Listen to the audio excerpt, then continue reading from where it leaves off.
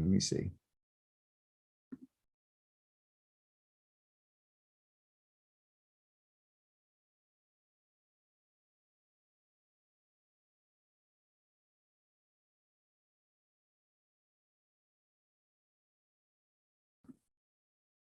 You guys with me? Is everybody still here? I think I lost. Yes. Okay. Yes. Good. All right, thank you. I'm sorry about that. Something happened, but anyway, so that's what it is. Okay, so I want to make that clear. Is that wasn't taught intentionally to deceive anybody, to make them think that, you know, that word doesn't exist. It just doesn't exist as his name.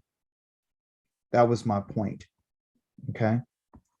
That's the point that I was trying to make.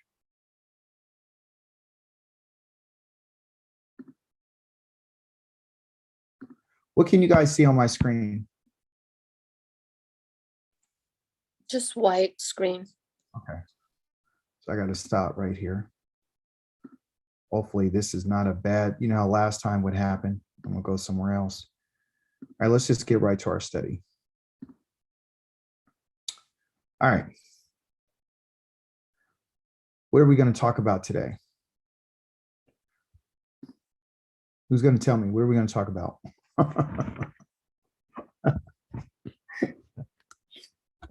Let's bless. Berakutet Yahweh de Hamburak, de Baruk Yahweh de Hamburak, the La Lam Wayed, the Barukata Yahweh, the Elehenu Melekalam, Asher de Bekar Manu, the Bekol Laha Amayim, the Nathan Lanu, the Et Torato, the Barukata Yahweh, the Notain Naha Torah, the Barukata Yahweh, the Elohenu, the Melekalam, Asher Nathan Lanu, the Torah, the Dimet, the Bekaye, the Elam Nata, the Batokinu, the Barukata Yahweh, the Nothan Naha Torah. That is to say, blessed are you, Yahweh, you are the blessed one. Blessed are you, Yahweh, you are the blessed one for all eternity. Blessed are you, Yahweh. You are the King of the universe who selected us from all the peoples and gave us his Torah. Blessed are you, Yahweh, for you are the giver of the Torah. Blessed are you, Yahweh, for you are our Elohim. You're the King of the universe who gave us the Torah of truth. You planted eternal life within us. Blessed are you, Yahweh, for you are the giver of the Torah. Hallelujah. Praise to the Holy One of Israel. All right, so this whole week, this in particular Torah portion that we've been dealing with has been called Wayigash, okay? And Wayigash has to do, again, with the idea, for those who weren't on class this week, it has to do with the idea of drawing near and to approach. That's what this whole Torah portion is about. Why does the Holy One of Israel want us to read the Torah portion? He wants us to read the Torah portion for several reasons. Number one, through the Torah portion, you're going to be able to understand how the Creator, how he intends to deal with his people. We're going to understand how he, what his character is and how he's moving his people. We're going to understand the family dynamic, you know, because we are human beings, right? So we have family. He's going to teach us about family because this whole book is about one big family.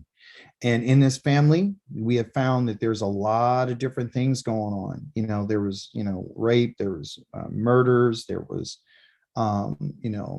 someone, you know, sleeping with their father's wife, there's infidelity, there's, mistrust, there's what they call duplicitous type of attitudes where we say one thing and really mean another. With Yehuda, we see, you know, hatred. We've seen just a variety, a host of different things.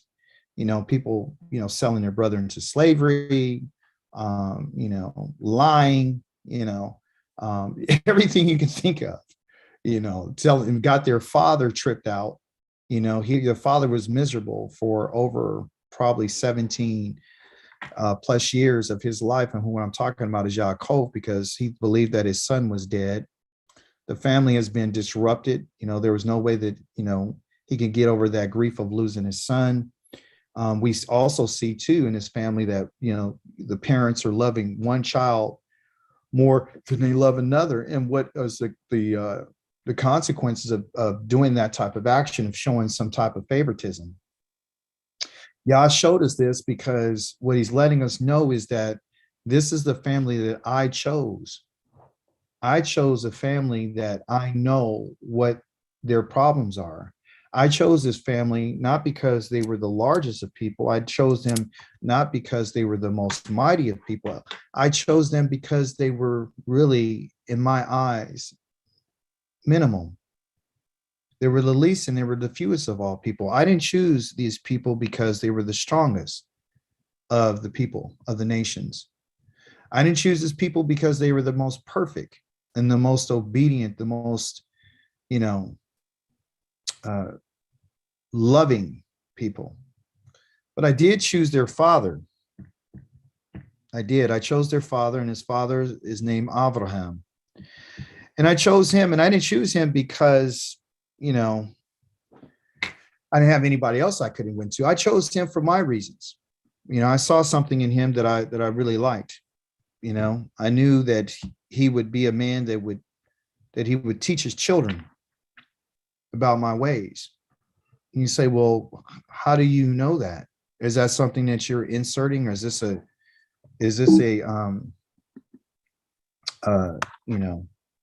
your monologue? Well, no, it's true. It's true that the Holy One of Israel saw that in Abraham. He saw that he would teach his children, okay, about Yahweh's ways, okay. And so this Torah portion again is about this servant relationship.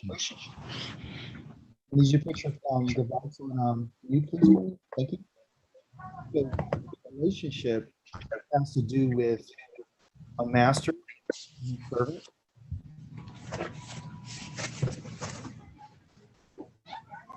There you go. I'm sorry about that. So this relationship has to do with the master and a servant relationship, okay? And it has to do with the idea of, I'm going to ask them to do some things. They're going to have to approach me, okay? They're going to have to approach me. What happened? Here you go. Yeah, they're going to have to approach me. And that's what this Torah portion is about, is how do you approach the master? How do you approach this creator? His desire is actually for us to approach him, and his desire for us is that we would draw near to him. Okay. But we have to do it in a certain manner. And the manner in which we do that is with openness and truth. Now, we covered this already. Okay. We talked about Yehuda. Yehuda is one of the leading tribes out of all the 12 sons of Israel. He's one of the leaders. And we're going to see about that relationship today between him and Yosef. What he did is he took the leadership role. He had a lot of challenges, but he stepped up to the game and he said, you know what? I'm not going to allow this to keep happening. I'm going to, I've made some faults. I told a woman called Tamar that I would give her my son, and I was duplicitous in when I said it. I have no intention of doing that. And as a result of that, I found out that she was more righteous than I. We talked about what his name means. His name means praise. His name means confession. Okay. We also found out that it also means to give thanks. Okay. And earlier this week, I think on Yom Kamishi, which they know as the day of Thursday, we talked about how it is that we, bless the Holy One, and how we let him know how much we love him, and when should a person, what's the difference between blessing and giving thanks? And in our teachings, we found out that giving thanks and blessing are two different concepts. Okay. And that's on a study. You can look at that YouTube video that I put up. It was just last Thursday. Okay. There is one text that I do want to examine with you right quick. I know that a lot of people, if you guys have Christian friends and family in your life, they like to use a text that tells you that Yeshua is the creator, and that he is the king that the Holy One of Israel was talking about. So let's go look at a text right quick. It's a little sidebar that I wanted to show you that I didn't get a chance earlier this week to show you, but I'm going to go ahead and show it to you. It's one of the called, let's see here, Psalms. Okay, here's Psalms. By the way, I'll show it to you again. These names that you see right here, Let me show you all these names. Genesis, Exodus, Leviticus, Numbers, Deuteronomy, Judges, yeah, even Samuel, Kings, Chronicles, all these different names here. Esther, Job, Psalms, Proverbs, Ecclesiastes, Song of Psalm, Isaiah, Jeremiah, Lamentations, Ezekiel, Daniel, all these names, every one that you see right here. They're all written in Greek. They're all in Greek. Okay. So this word right here is not the name of this book. The name of this book is called Tehillim. Okay. Tehillim is not Psalm. They get the word Psalm that you see from what they call Psalmos. Okay. You can go look this up, Psalmos. So they changed the names, okay, of the books. Remember, this is about learning. So I want to teach you some stuff as well. I don't want to preach to you. I want to teach you. Okay. So Psalms 110 is one of the faves that everybody likes to go to. And this is dealing with whether or not David is, or the Messiah is, Christ is the Messiah. But I want to show you this error that they have in scripture. Okay. Because it's not about just, reading the text, but it's also finding out where the lies are. Okay. So number one, and those of you who are my Hebrew students, I need you to participate as well. When you look at the first letter on this Psalmos or Tehillim, what's the first letter that you see right here? All right, here. What's this first letter? That's the Lamed. And what does the Lamed mean?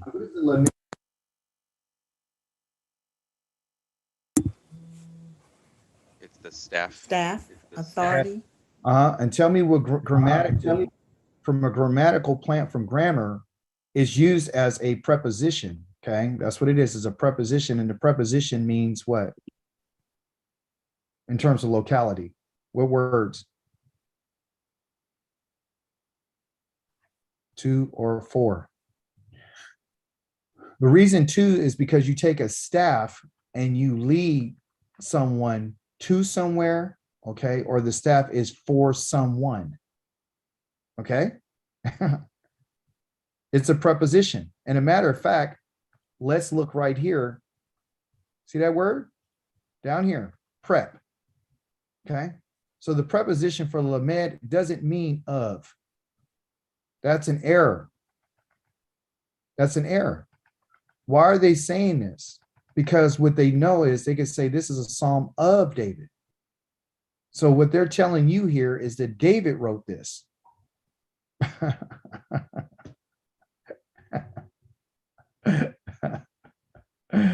If you were to read it, it would be a psalm, okay, or for David, or to David. Is this, or actually it's WID, is this Mizmor, okay? And a Mizmor is a literal song.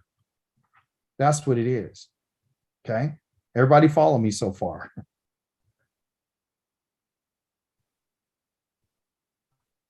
In this in particular song, okay, S-O-N-G, there is this word said, okay? There's several words for said in Hebrew, okay? But this in particular word is not just a regular said, like, hey, David said, okay? He's not saying that, okay? Let's find out what this word na'um means. And this is BibleHub.com, so you could do this on your own as well, okay? This is not a regular he said, okay? In Hebrew, the word for said is amar, okay? And those of you in my Hebrew class know that this is true. Amar, a aleph, a mem, and a resh. That means to say. Literally, he says, or he said, okay? Perfect tense. This word na'um is called an utterance. An utterance is prophetic, okay? And what it is, it's a prophetic declaration. That's an utterance, Okay. So this is a prophetical declaration.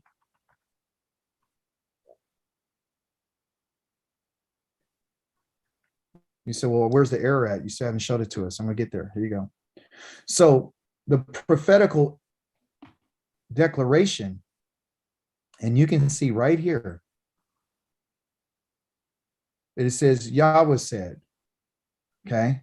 Now, to say something, it has to be an action.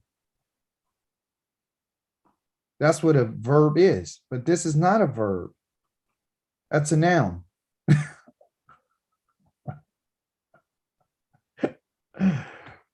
Okay. Well, they make you think that it's said because that's an action. He said. That's an action he said with his mouth. Okay. What this is telling us is this, is that this is a prophetic declaration of Yahweh. Okay. We're just looking at one line. It's going to get exciting. Here you go. He says, La Adoni. 2, preposition. That confirms what I just told you in the first word, La Dawid. The lamed is a staff, and it doesn't mean of, it means to or for. Okay. Because with a staff, you lead somewhere, something to somewhere, and you're leading, and you taking a staff has to be for something, either to, correct or push or, direct them. Okay. For direction, because that's what it is. And the lamed has a lot of other meanings as well. It's not just a staff. It also means to learn, right? It also means, authority, so it's the authority by which, that's why Yah put a staff in the hand of Moshe. And that's why he puts a staff in the hand of any shepherd, because that's what they're supposed to do. Okay. So this is the reason why they use this letter. Okay. But here's the word that I told you. Okay. So there's Ladoni. Okay. Adoni. Adoni. It's not Adonai. That's not Adonai, it's Adoni. Okay. And it means to my master. Okay. So this is true. Okay.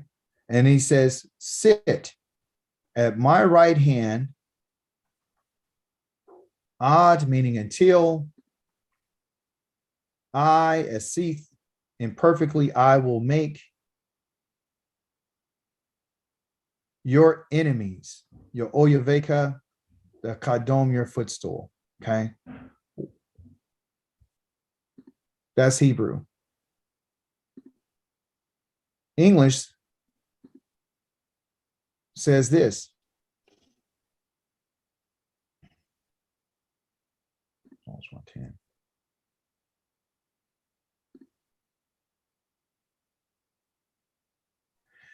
Again, when you look at it again,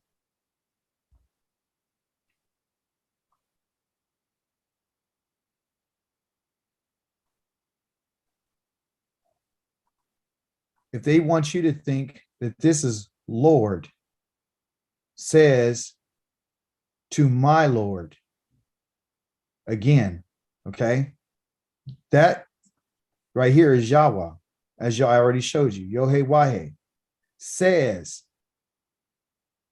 Now, doesn't that sound like it's an action? Correct? They're making you think that it's a verb, like he's literally saying this. Okay, to my Lord. In the King James Version, they replaced the name. Let me show you.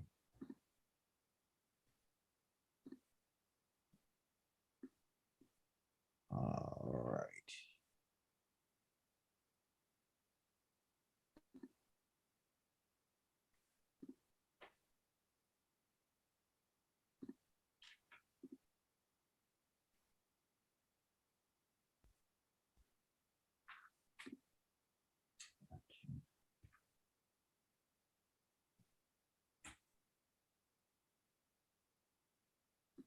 They call the announcement of the Messiahs. Okay, here you go. That's my point. What does it say there?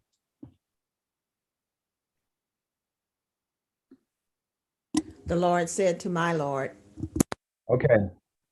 So you're thinking, my Lord said to my Lord, sit at my right hand till I make your enemies your footstool. This is what they're using for JC, the Messiah. Okay. Right? Here, this is Yohe Wahe. Here, this is Adoni. Okay. So where the confusion is getting is you think that you saying that the king of the universe said to this Adoni here, which they think is the Messiah. Okay. But the fact of the matter is, do you guys know who wrote this psalm? WID. Incorrect. Here's the deal. This is what you don't know. Who did Dawid put in charge to sing songs?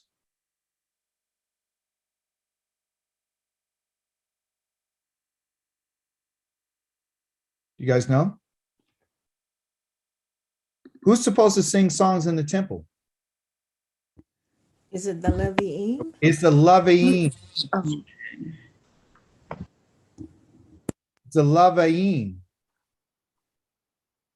Don't feel like, oh, I told you incorrect, because don't feel nothing about that, KC, because I want you to make a mistake. I want you to say something that's not true.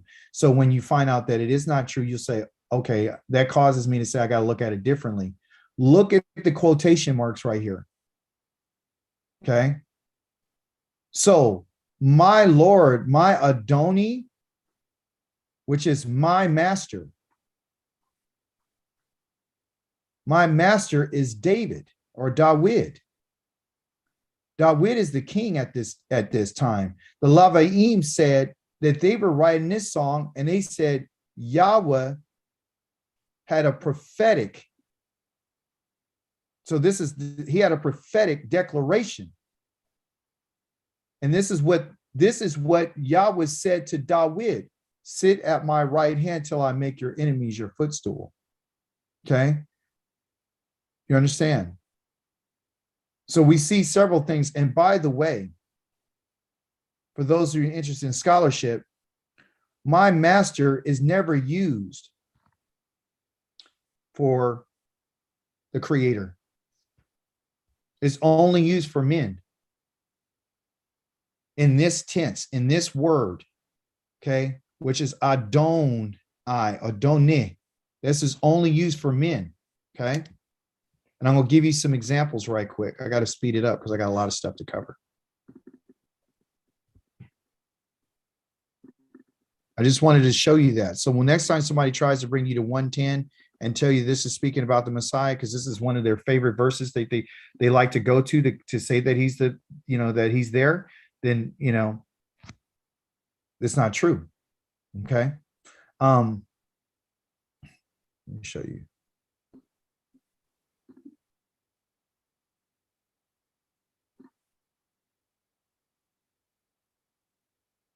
In Genesis,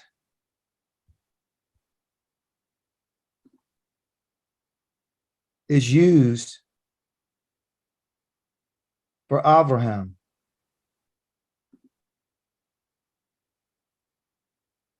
I think it's 24:53.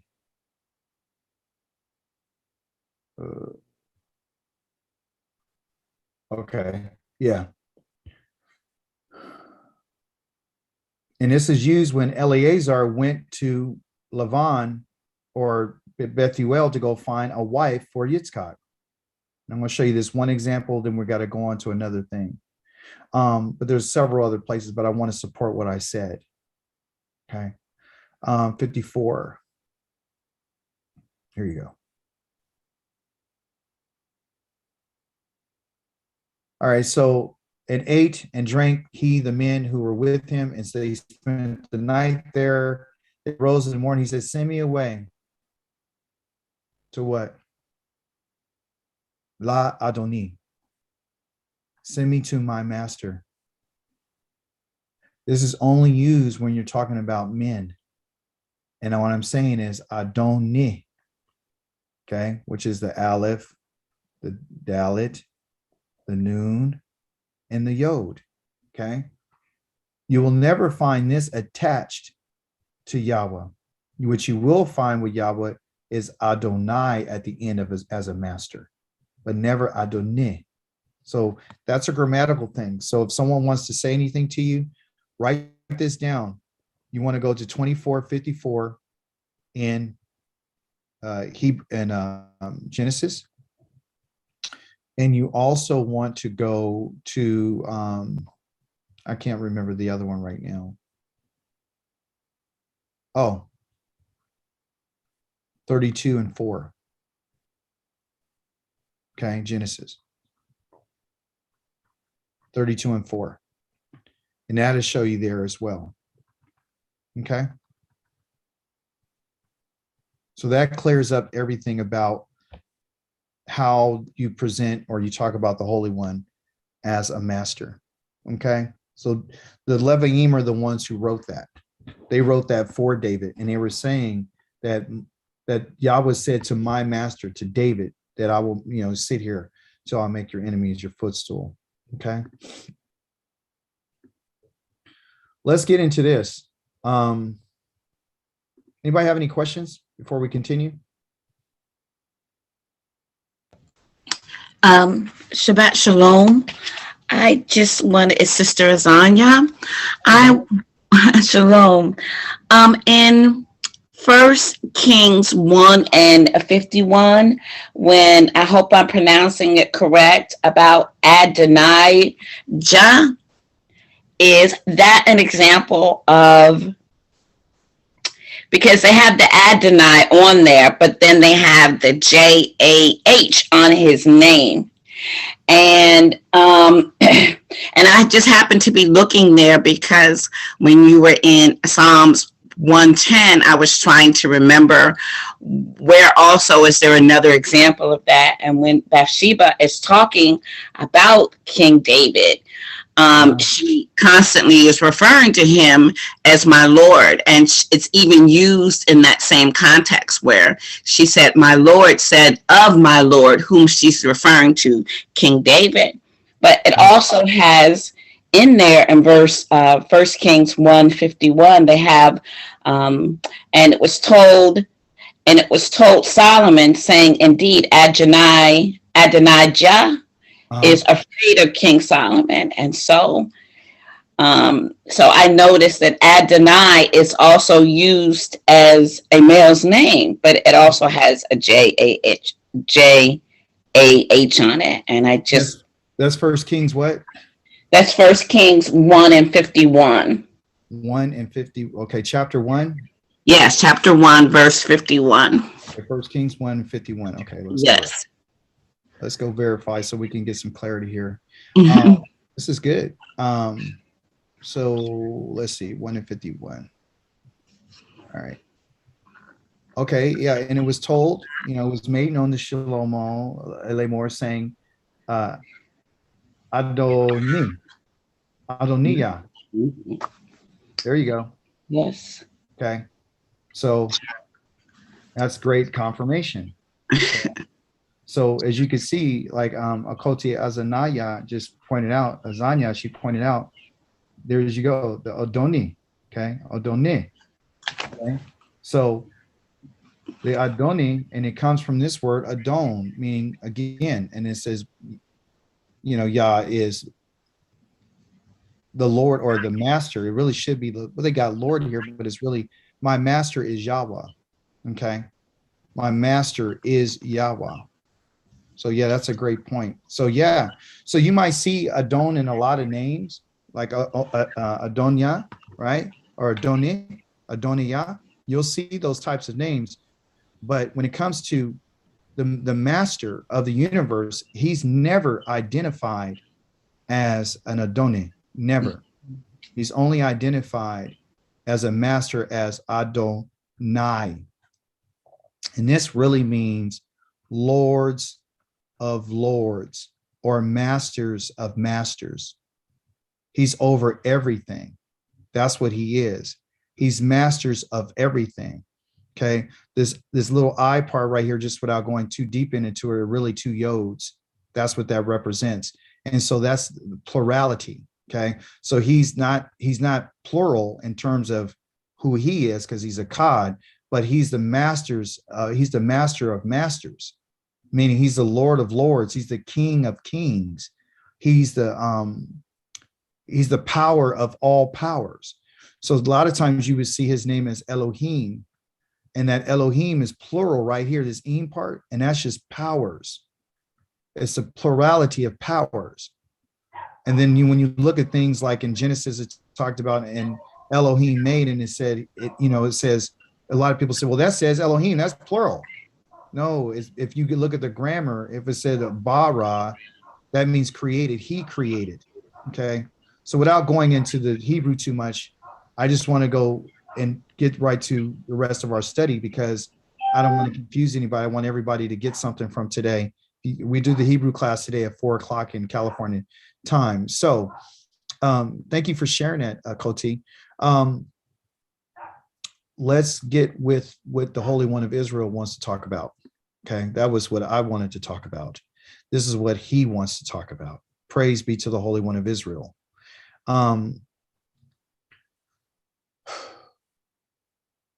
Our people have been lied to. Okay, we've been lied to on so many levels, it's not even funny. Okay, we're going to go into the book of Ezekiel, and I'm going to show you something. Okay, we're going to talk about what it is that the Holy One of Israel wants us to understand. Number one, he wants to understand that Israel's shepherds have been liars. Okay, they've been liars. They've been lying to Yahweh's people, and I'm going to kind of go through this one here and just show you some different points. These shepherds that Yah had, which were the leaders of the people, have been lying, and they've been not telling Yah's people what Yah said.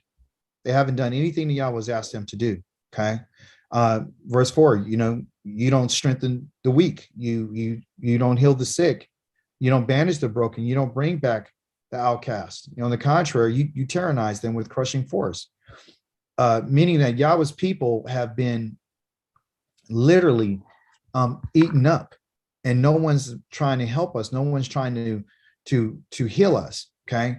And because of this, as a result of this, when you have the bad leadership in place, okay, Yah's people tend to follow people that are giving them what they think that they want. They're not really trying to tell them the truth about who they are and what's really going on with them. And as a result of this, Yah has said, you guys have scattered my sheep because of the way that you've been teaching them. Now, as I live, says Yahweh, I swear this, because my sheep have become prey. My sheep have become food for every wild animal, meaning the nations.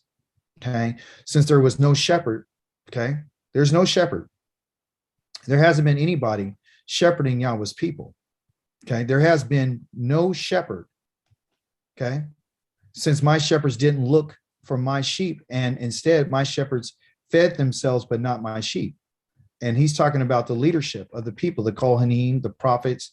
Everybody was benefiting off of Israel. Okay. Even in their sin, they would allow them to sin just so they could get more offerings and more money, and get them to give them more things.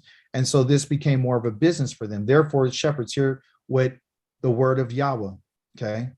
Then he says here, this is where we find that word Adonai. If you notice, there's a difference between these two.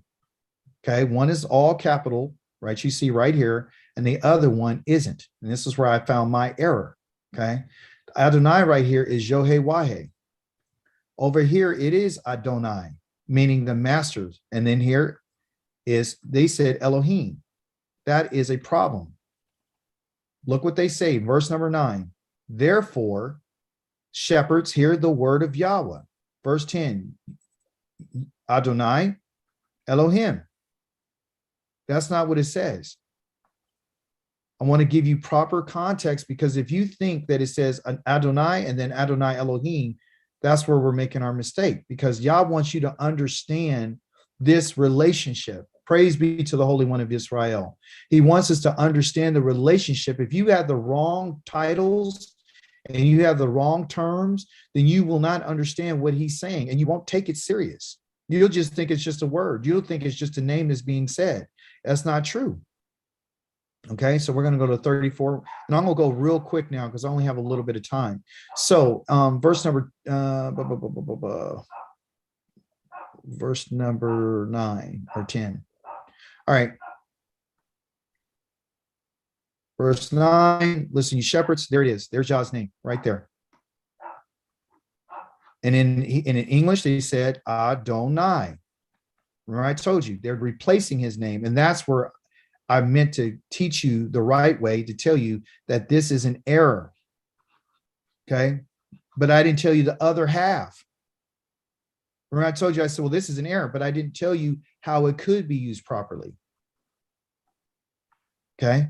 So to make it clear again, in the English, it says here for Yahweh, it says Adonai. That is a error. His name is not Adonai. His name is Yahweh. Then it says, Ko Amar, thus saith what? Adonai. Right here, Adonai. Aleph, Dalet, Nun, and Yod. And then you got that I underneath there. Okay, so it's not Adoni, it's Adonai. Okay, and then it says Adonai Yahweh. So why is he saying the word of Yahweh came unto me, right? And then it says, and Ko Amar says Yahweh, Adonai Yahweh. But remember in English, do you remember what it said in English? They flipped it. They said Adonai Elohim. It's not that. It's not that. Verse 10, first two letters, Adonai Elohim. No, it's not this. It is Adonai Yahweh. This is not Adonai. This is Yahweh. Okay, Yahweh, Yahweh. This right here is true, but this right here is not true. You see? So what am I saying? Or what is Yah trying to show us? Out of these three words right here in English, do you see any of the Yahweh? Do you see it? Is it there? No, it's not there. Why isn't it there? Oh, that's right, because Jeremiah 23 tells us that they want us to forget his name. That's why you got to know the language. And that's why you got to know this. Well, what's the difference between Adonai and Adoni? Well, Adoni, as we've been going over, is for a man. Okay. So when I said Adoni over in Psalms, it's talking about a man, and that man was David. Yahweh is not a man. Therefore, he's the master of masters. That's what this means. Masters of masters. He's over everybody. Okay. And then they put Elohim there, which is wrong. It's what Yahweh says. So when we go back to our text, we have to understand that, where am I? We have to understand that the only thing that really matters with us as his people is what he said. What did he say? Ko Amar Yahweh, what did he say? And who's the one talking? Who's the one talking? Adoni Yahweh. So we're going to listen to what he says. Okay. So I wanted to bring that out right quick. He says, listen, and I'm going to go over here in verse number 11. Okay. Here's what Yahweh or Adonai Yahweh says. We got to go and we got to make these corrections. The master of masters says, I am taking over. I don't want you guys to be my shepherds anymore. I will search out for my sheep and I will look after them myself. So when someone comes to you and says that there's a shepherd that came and took after or looked after you, you know that that's not true. Yah says, I'm going to do this myself. He says, just as the shepherds looked after his flock, and when he finds himself among his scattered sheep, so I will look after my sheep. I will rescue them.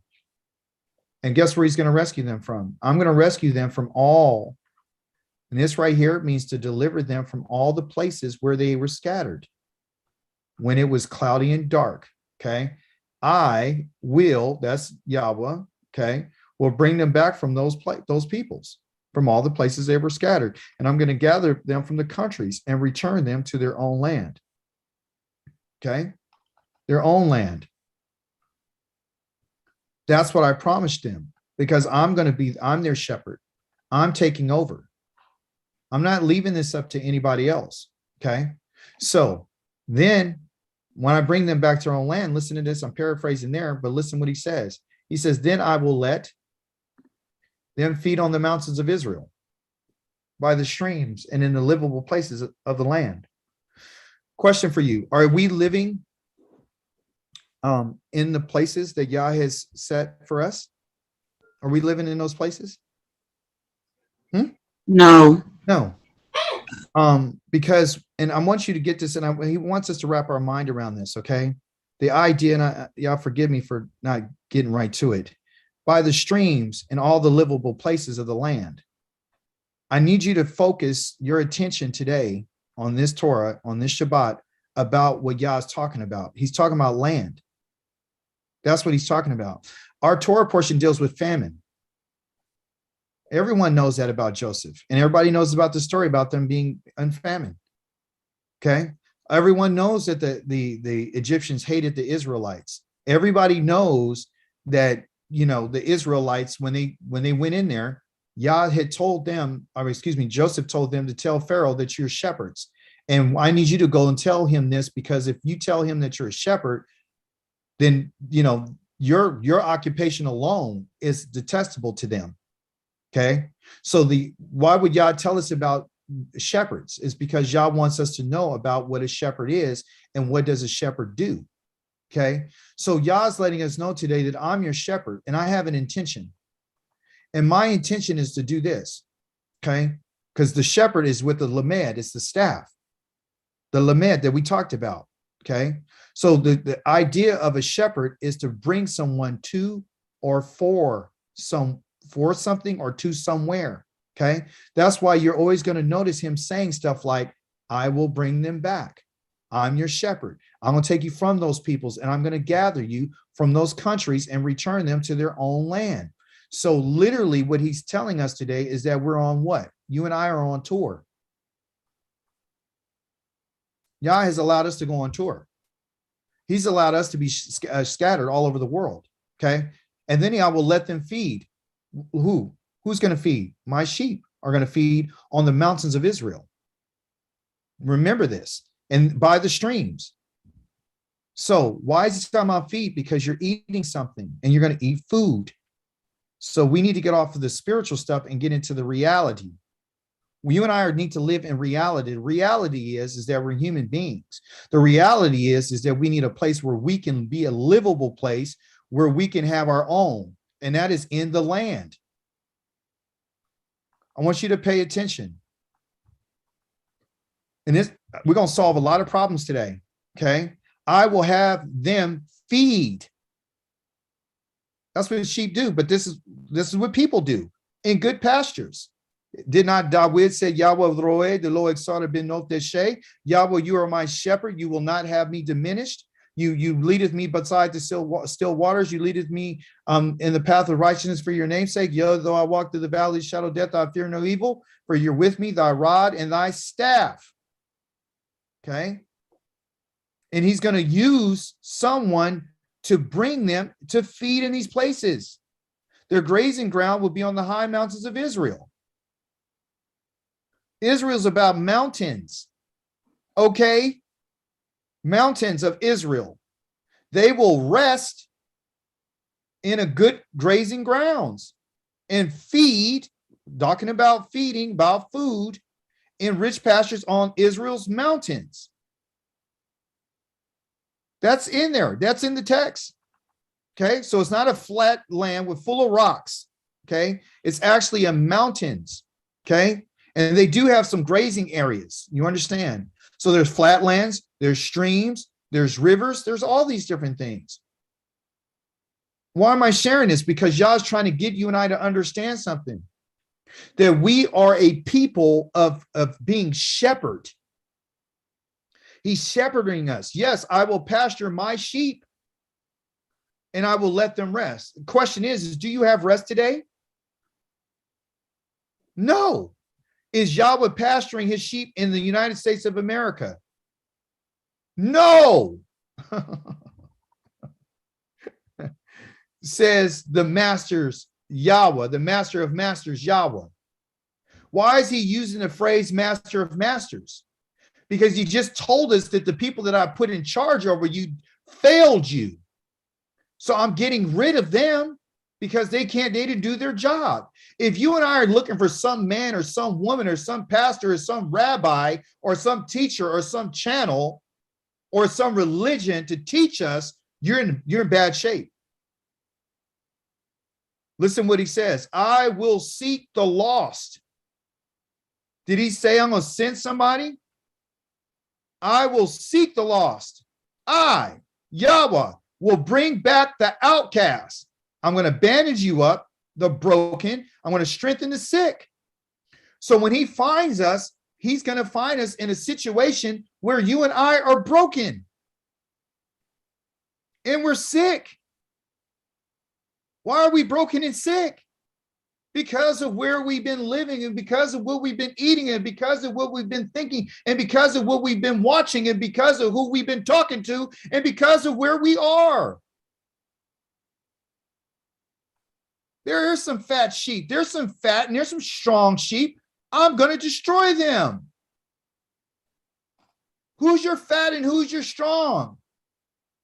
Could it be your TD Jakes? Could it be your Creflo Dollars? Could it be your musicians? Could it be your entertainers? Could it be the people who have tons of money, tons of influence, can provide all kind of opportunity for their own people? Could it be your rappers? Your singers? Could it be your politicians? I'm going to feed them with judgment. That's what they're getting. They're going to get judgment. And he's going to tell us why. As for you, my flock, there's a flock, not a herd. There's a very small flock. There's a very small group of people. I'm going to prove it to you.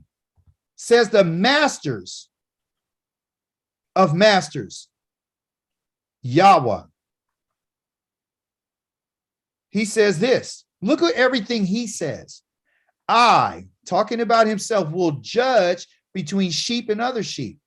This is where you get your Matthew 25. That's where they came up with this from. Okay? Matthew 25, you're going to judge between the sheep and the goats. Okay? Between the rams and the billy goats. Rams and billy goats are the ones who are like the leaders and the ones who have been misdirecting Yahweh's people. He says, wasn't it enough for you to feed on the best pasture and drink the clearest of water? Weren't you the ones who were able to have an opportunity to teach my people the right way? Listen carefully. You were eating the best and drinking the best. You ate that which is good. You drank what that which was good. I gave you authority. And the only authority you have is by my words. And you took my words and you defiled my words. And then after you defiled it, you gave it to my people, which caused them to be sick, to be damaged, to be hurting and wounded. Did you have to trample the rest of the pasture and foul the remaining water with your feet? Why? So now my sheep eat what you have trampled with your feet and drink water fouled by your feet. This is what he's talking about. Therefore, literally, what happens when an animal defecates? What do? These animals here were stepping in it and then taking it and tracking it into the grass, figuratively, and then walking in the water and contaminating the water with their own feces, with their own shit. You understand? So what is happening? Yah's telling us that you guys have leaders and people that are above you that have known what I said. Because remember, in context, this is talking about the shepherds. And they trample it and they put their own feces on what I said.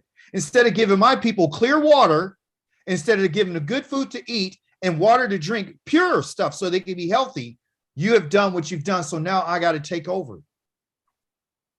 You push them with your flanks and your shoulders, and you butt the weak ones with your horns till you scatter them in every direction.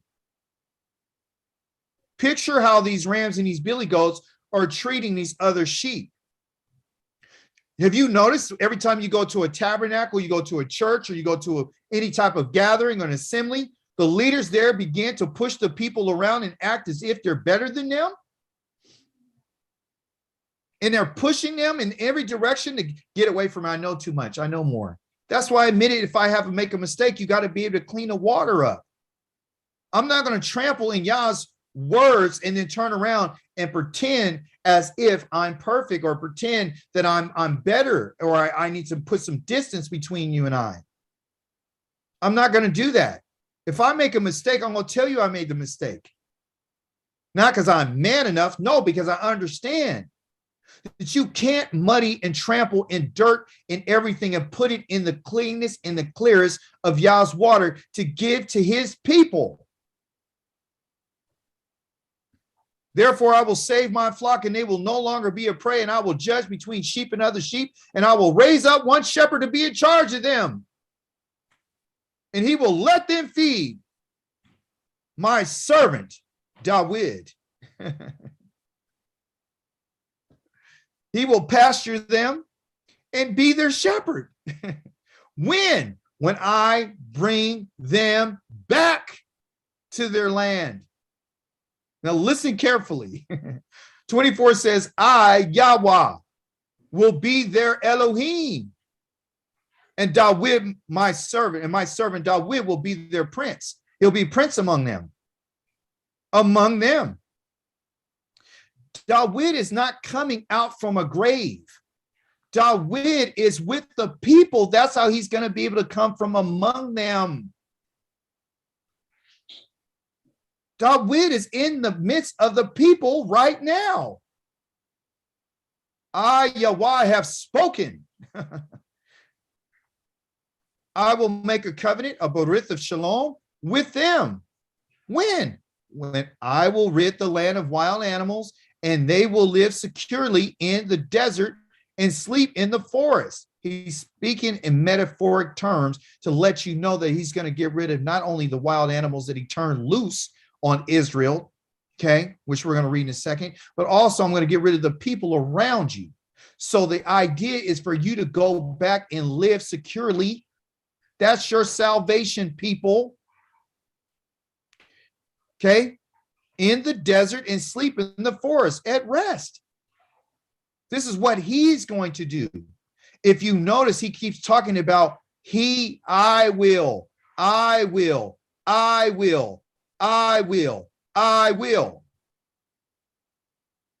Now, I will make them and the places around my heel a blessing.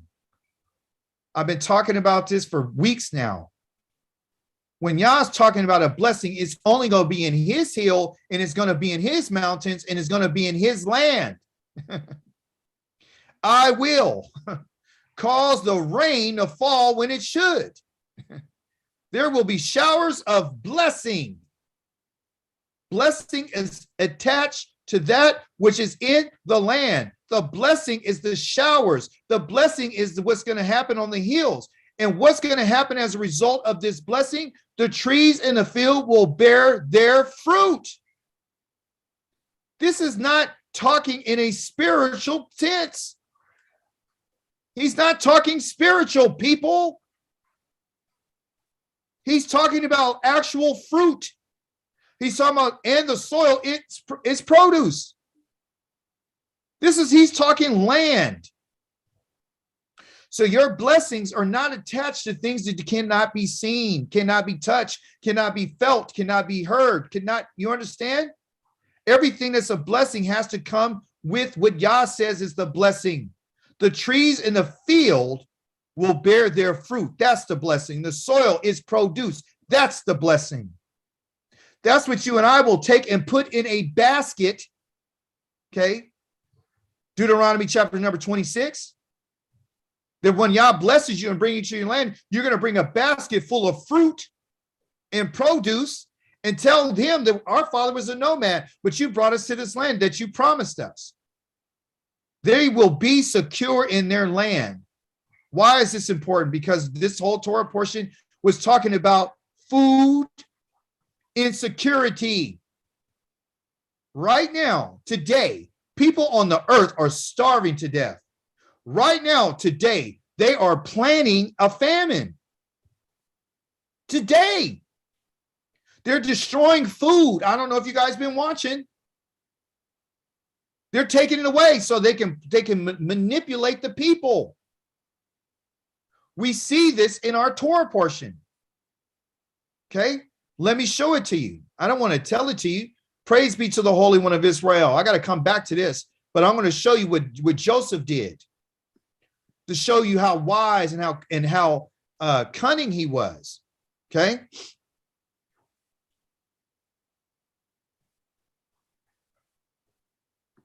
I hate leaving there, but I got to. Here you go. It's not working. Ain't that a trip?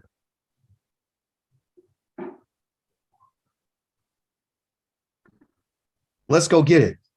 Let's quickly go get it. And I'm going to move a little bit faster. So if I'm talking a little fast, you understand that I got to make this happen. Okay. 47 says this. I think it's 47 or 48. Is it 47? Let's look at 48 or 47. All right. Provided food for his father. Okay. So only the priest. Okay. Because they were entitled to provisions. Okay. Okay. So, okay. So you found, all right, here you go. 47 and 13. There was no food anywhere. There was no food anywhere, for the famine was very severe, so that both Egypt and Canaan grew weak from hunger. That's what happens when you don't have any food. You understand? This is reality. This is not spiritual. This is physical, and as a result, your spirit will be vexed, okay? Joseph collected all the money that was in Egypt and Canaan in exchange for the grain that they bought and put the money in Pharaoh's treasury, okay? When all the money in Egypt had been spent, all their silver, and likewise in Canaan, all the Egyptians approached. There you go. There's your word, Wayigash. They approached Joseph and said, give us something to eat, even though we have no money. Why should we die before your eyes? And guess what he said? Give me your livestock. If you don't have any money, I'll give you food in exchange for your livestock. They brought Joseph the livestock, and Joseph gave them food in exchange for their horses, their flocks, their cattle, and their donkeys. And all that year, he provided them with food in exchange for their livestock. Just 1 year. This was in the fourth year. There was 4 years left. When that year was over, Wayigash, they approached Joseph again and said to him, we won't hide from my Lord Adonai and Adoni that our money is spent, our silver is gone, our herds and flocks belong to you, to my Adoni. We have nothing left, as my Lord can see, but our bodies and our land, that's all we got. Why should we die before your eyes, both we and our land? Buy us and our land for food, and we and our land will be enslaved to Pharaoh. This is what Canaan did, and this is what Egypt did. Egypt. But also give us seed to plant so that we can stay alive and not die, so that the land won't become barren. So Joseph acquired all the land of Egypt for Pharaoh. As one by one, the Egyptians sold their fields because their famine weighed on them so severely. The land became the property of Pharaoh. That's why he believed he was God. They'd have nothing, not even their bodies. You understand? Not even their animals. They had nothing. Everything was sold to Pharaoh. And the one who was instrumental of making this happen was Joseph.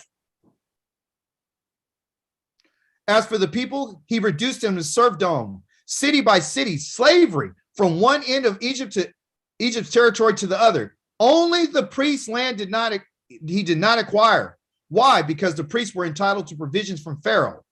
And they ate from Pharaoh what Pharaoh provided them. Therefore, they did not sell their land, which is one of the things that I want to express to you that we're going to get into in the next 10 minutes. Okay. I got to tell you about this priest stuff right here. When Yah does the same identical thing that the priest did here with Pharaoh. Yah says, if you serve me, the priests, their land can never be sold. Wherever they live at can never be sold. Wherever they can never be leveraged.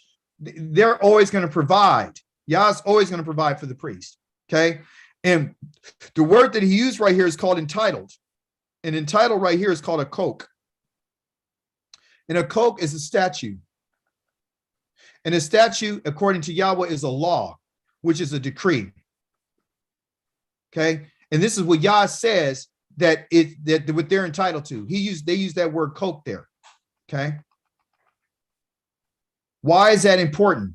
Because when Yah talks about a koch, and he uses it several times, that they're entitled to, that he said he's going to provide for them. Yah has given Israel a whole bunch of what you call kukim. Okay. He's given us a whole bunch of statutes, a whole bunch of things that are inscribed. He's given us a whole bunch of decrees that can never be changed. So just like these priests didn't lose their land and he couldn't acquire their land, he did not acquire their land because that's what the koch was. It was a decree. Once it's said, and that's it. Okay. And so whatever Pharaoh gave, they ate from Pharaoh's what he provided them. Just like Yah says, the priests, the Leviim and the Kohanim are going to eat from what I provided for them. Therefore, they did not sell their land. Okay. So these are the only people that kept their land.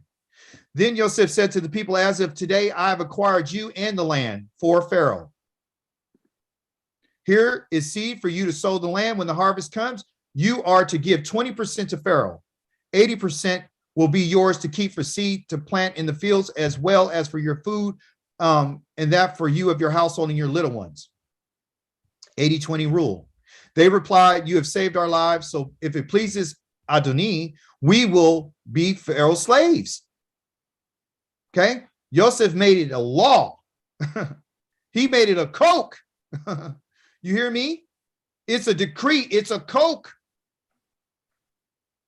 In the country of Egypt, valid to this day. 20% of everything that's supposed to go to Pharaoh. That's what he put. He put in a decree, and it's valid. And only the property belonging to priests did not become Pharaoh's, because that is a koch as well. So a lot of times when people say this is a law, they think this has to do with the Torah. No, it has to do with what they call a koch. Okay.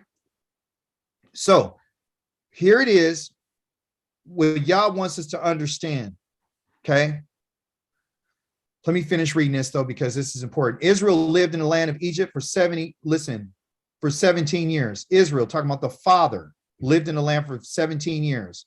They acquired possessions in it and were productive, and their numbers were multiplied greatly. So the only people that were living in this land at this in particular moment, okay, that wasn't a slave per se, was the children of Israel. They were living in the land called Goshen. Okay. They were living there, and Joseph was providing for them. They were over Pharaoh's herds because that's what their occupation was. And their occupation was offensive to the people of Egypt. They hated them. They thought being a shepherd was the most disgusting thing you can ever be. Walking around with a whole bunch of cattle and herds and sheep and flocks, and, walking around and, having to deal with all kind of stuff, walking amongst, sheep and dung and all this kind of stuff. They thought this was beneath anybody of Egypt. Okay. Well, let me tell you something about the Holy One of Israel. Yah is a shepherd. And the people around Yahweh today in these countries and these nations think that he's disgusting, and they abhor him. Even his own people have hated him and thought what he's asking them to do is disgusting. The priest even came to this in the book of Malachi. They thought it was disgusting and stupid and a waste of time to keep bringing the animals to him that he asked them. Why do we got to keep bringing these sacrifices to him? And if he doesn't hear us, why do we got to keep killing that which is good? He will never know that they're blind or they're lame. He doesn't know, as if he can't see and as if he can't hear. Yah's people literally hate him. So in this understanding of what a coke is, I'm going to show you something right quick so you can look at it for yourselves. So Yahweh could teach his people about what it is. I go to this website called kabad.org, which I tell you all the time. In it, you have Bereshit, Shemot, WID, Bamidbar, and Hadavarim, all the titles of all the words here of all the books. Okay. These are the Hebrew names for all of the 5 books of Moshe. Okay. Bereshit, that means in the beginning. Shemot means the names. Wayikra means and he called. Bamidbar means the wilderness. Hadavarim means the words. Okay. So it's a story. In the beginning, the names he called in the wilderness by his words. That's the story. Okay. So there's a story to why Yah has named these books in the beginning. The names he called in the wilderness, and then the words. There's a reason. There's a story. Okay. So when I found out that this word coke popped up in this Torah portion and how Yah talks about the approach, I looked and said, okay, well, where can I find that word? It's found in several places. One of the chapters that it's in is right here, Leviticus chapter number 26, verse number 3 through 27:34. That's talking about Yahweh's what? It's talking about Yahweh's kokim. I'll put it in English. Just write it. Kokim. Okay. You could be a Q if you want. Okay. Kukim. Okay. But he calls it bakutothai, meaning my statutes. Okay. So it's right there. Here's another one. Kukath. If you want to find out what Yah feels about his bakukothai and what the kukath is, you'll go to Leviticus chapter number 26 and you'll read Numbers 19, 1 through 22 through 1. You understand? If you want to find out what Yah's judgments are in Mishpatim, you'll go to Exodus chapter number 21. If you want to find about the commandment, you'll go right here in 27, right there. You want to find out about the stuff that what he's gathered, you go right here, the things that were gathered. You want the things that he numbered, you will go right here. All these things here. You want to find it about what happens on the 8th day, you will go to the word Shemini right here in Leviticus 9. You understand? So, and Shalak, he sent, and all these different things because, and he's seen, and Judges. You want to find out about Judges? Read Deuteronomy chapter number 16, verse number 18 through 21:9. You want to find out? See, you want to find out about hearing? There's the word azanu, and that has to do with azanya. You want to find out about your name? Go read that. You're going to find out exactly what your name means. Because Israel didn't want to listen to what he said. Not on you, sis.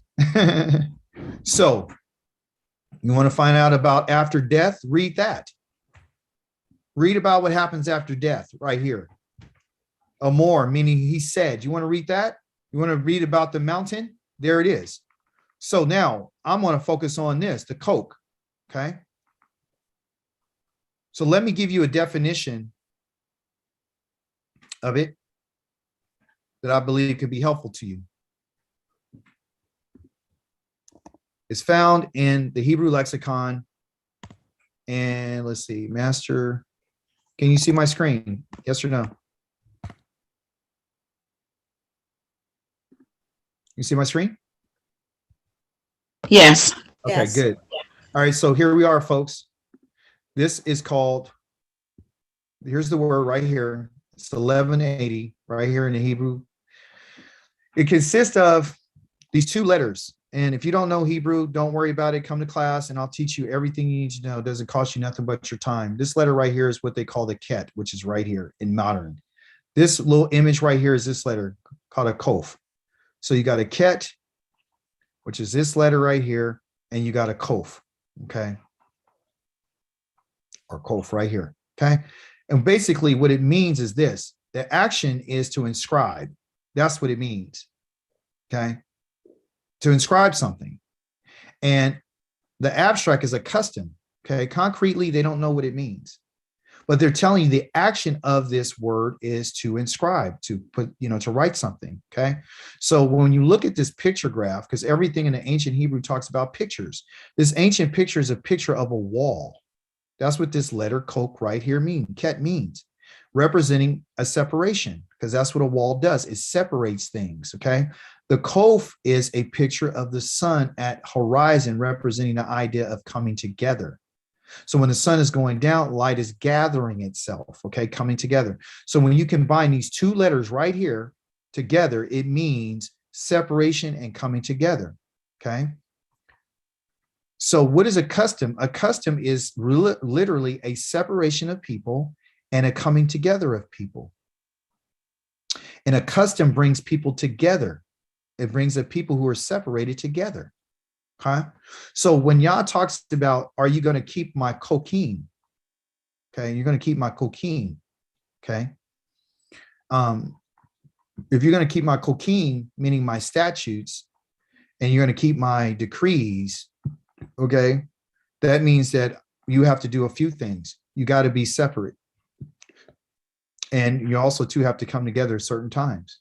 Okay, this is used for the different times where Yah tells us that you guys are not with each other, that I want to come and see you. Okay, so he lists what they call moedims, appointed times, but they're also known as kukim. And the kukim are the times where Israel is separated in all their different lands and areas. And he says, okay, at these times, I need you guys to come see me. So what I need to do is inscribe this for you. Okay, but there's a deeper meaning than just it being an appointed time. Okay. The idea is that you and I are supposed to be separated from everyone else. And that's where the problem's at. Israel was separated from everybody else by being in the land of Goshen. They weren't among the Egyptians at first. They were in the land of Goshen by themselves. Okay, separation. Yah moved them there in order to separate them for a season. Okay, so this idea of inscribing, to write a custom, and to, it's a law, it's a decree. It has to do with this idea to write a custom or a decree. So Yah's letting us know that with my people, I've written this for a reason, because you guys are a separate people for me. You guys need to be at certain places at a certain time. That's what a custom is. My customs for you is being separated on certain appointments. One of your appointments that you're keeping today is called the Shabbat. That's a custom. That's a custom. And you also need to be separated for a function. Just like I asked you to be separated for a time, in a space and time, I need you to be separated for a function in a certain place at a certain time. I need you also to understand that you have a duty and a responsibility to me. That's what I need you to understand. That's what Israel needs to get. That we are separated for a Coke. That's what you and I have been, not a Coca-Cola, okay? You haven't been separated for Coke like a drinking can or cocaine, okay? You've been separated by Yah for a custom of separation, to be in certain places at certain times, and you need to have everything separated. I don't need you to be in wool and cotton mixed together. I don't need you to be mixed among a group of people that hates my guts. I don't need you to be around people that would be able to eat something and mix things that I told you not to mix. If you understood how holy I am, maybe you would get the idea of what a Coke is. I need you to understand this.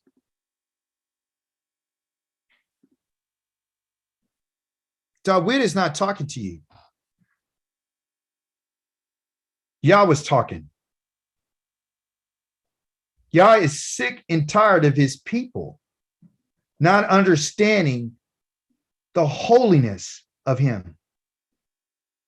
Yah has taken his people out from among all peoples and said that I've called you to give you a body of instructions, kokim, mishpatim, moedim, Pukudakim, you understand?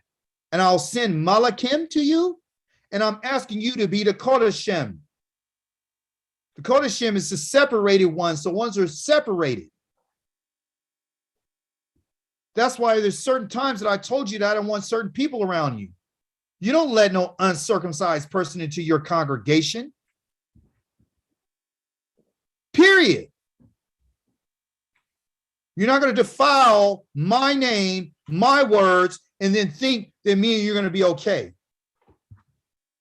It's all squared up because somebody told you that I'll send somebody to die for you and you can forget about everything I told you. No, that's not true. We're going to go right back here to Ezekiel, and we're going to find out what the Holy One of Israel is saying to you and I today.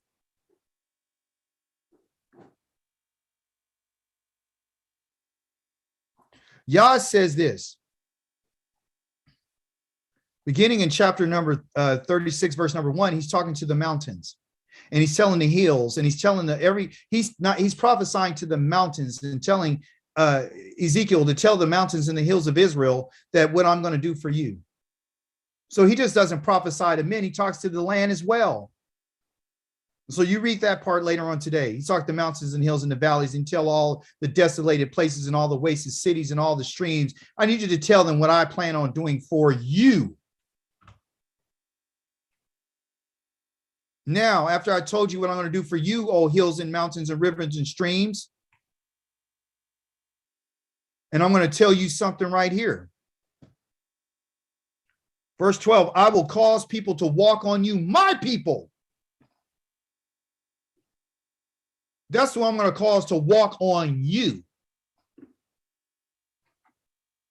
They will possess you, hills, mountains, streams, rivers, trees, fields, vineyards. And you will be their inheritance. Israel, not one tribe, the whole entire house. Never again will you make them childless. How was the land making Israel childless? They was making Israel childless by the fact that they were not producing any fruit for anybody. There was no fruit trees. There was no figs. There was no olives. There was no vegetation. Yahweh says, because they say to you, land, you devour people and make your nations childish. Therefore, you will no longer devour people, and you will not make your nations childless anymore, says Yahweh, or Adonai, Yahweh, the master of masters. I will not permit the nations to shame you or peoples to reproach you any longer. You will no more cause your nations to stumble, says the master of masters, Yahweh. The word of Yahweh came to me.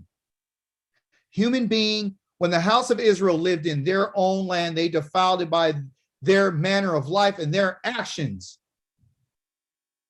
Their way before me was the uncleanness of Anita. Anita is a menstrual cycle. They had blood on them and uncleanness on them.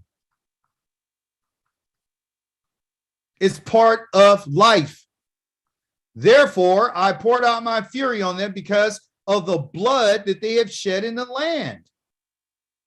Because they defiled it with their idols. Their idols were the ones causing them to shed the blood of innocent people. Kind of like Christianity. I scattered them. What? I scattered them. I did this to them. I scattered them among the nations, and I dispersed them throughout the countries. Yes, I did that. I judged them. That was your judgment.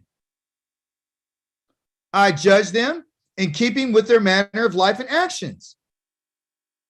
I judged them because of this, how they lived their life and actions. When they came to the nations that they were going to, they profaned my holy name. By what? By their manner of life and actions. So that the people said to them, these are Yahweh's people who have been exiled from his land. His land. But I'm concerned about my holy name. because that's what he's always going to be concerned about, which the house of Israel is profaning among the nations where they have gone. Therefore, tell the house of Israel, not just the 12 of one of the 12 tribes, tell the house of Israel that the master of masters, Yahweh, says this. I'm not going to do this for your sake, house of Israel, but for the sake of my holy name, which you have been profaning among the nations where you went. I will set apart my great name to be regarded as holy, since it was been profaned in the nations. You profaned it among them. So when someone's around telling us that you and I are holy and that we have a spirit, you need to take them to Ezekiel 36 and 23 and give context. Context 24, I will take you from among the nations, gather you from all the countries, the ones that I scattered you to, return you to your own soil, physical. After I do this, I will sprinkle clean water on you. Why? Because your life has been one of a nida. Okay. It's been of a nida, of a menstrual cycle. I need to wash you and sprinkle clean water on you because you've been profaned. You have profaned me, so I got to clean you. When I then what? When I bring you to your soil, I will cleanse you from all your uncleanness and from all your idols. We haven't been cleansed from our idols. We have not been cleansed from our idols. We have not been cleansed from our uncleanness. I will give you a new heart and put a new spirit inside of you, and I will take the stony heart out of your flesh and give you a heart of flesh.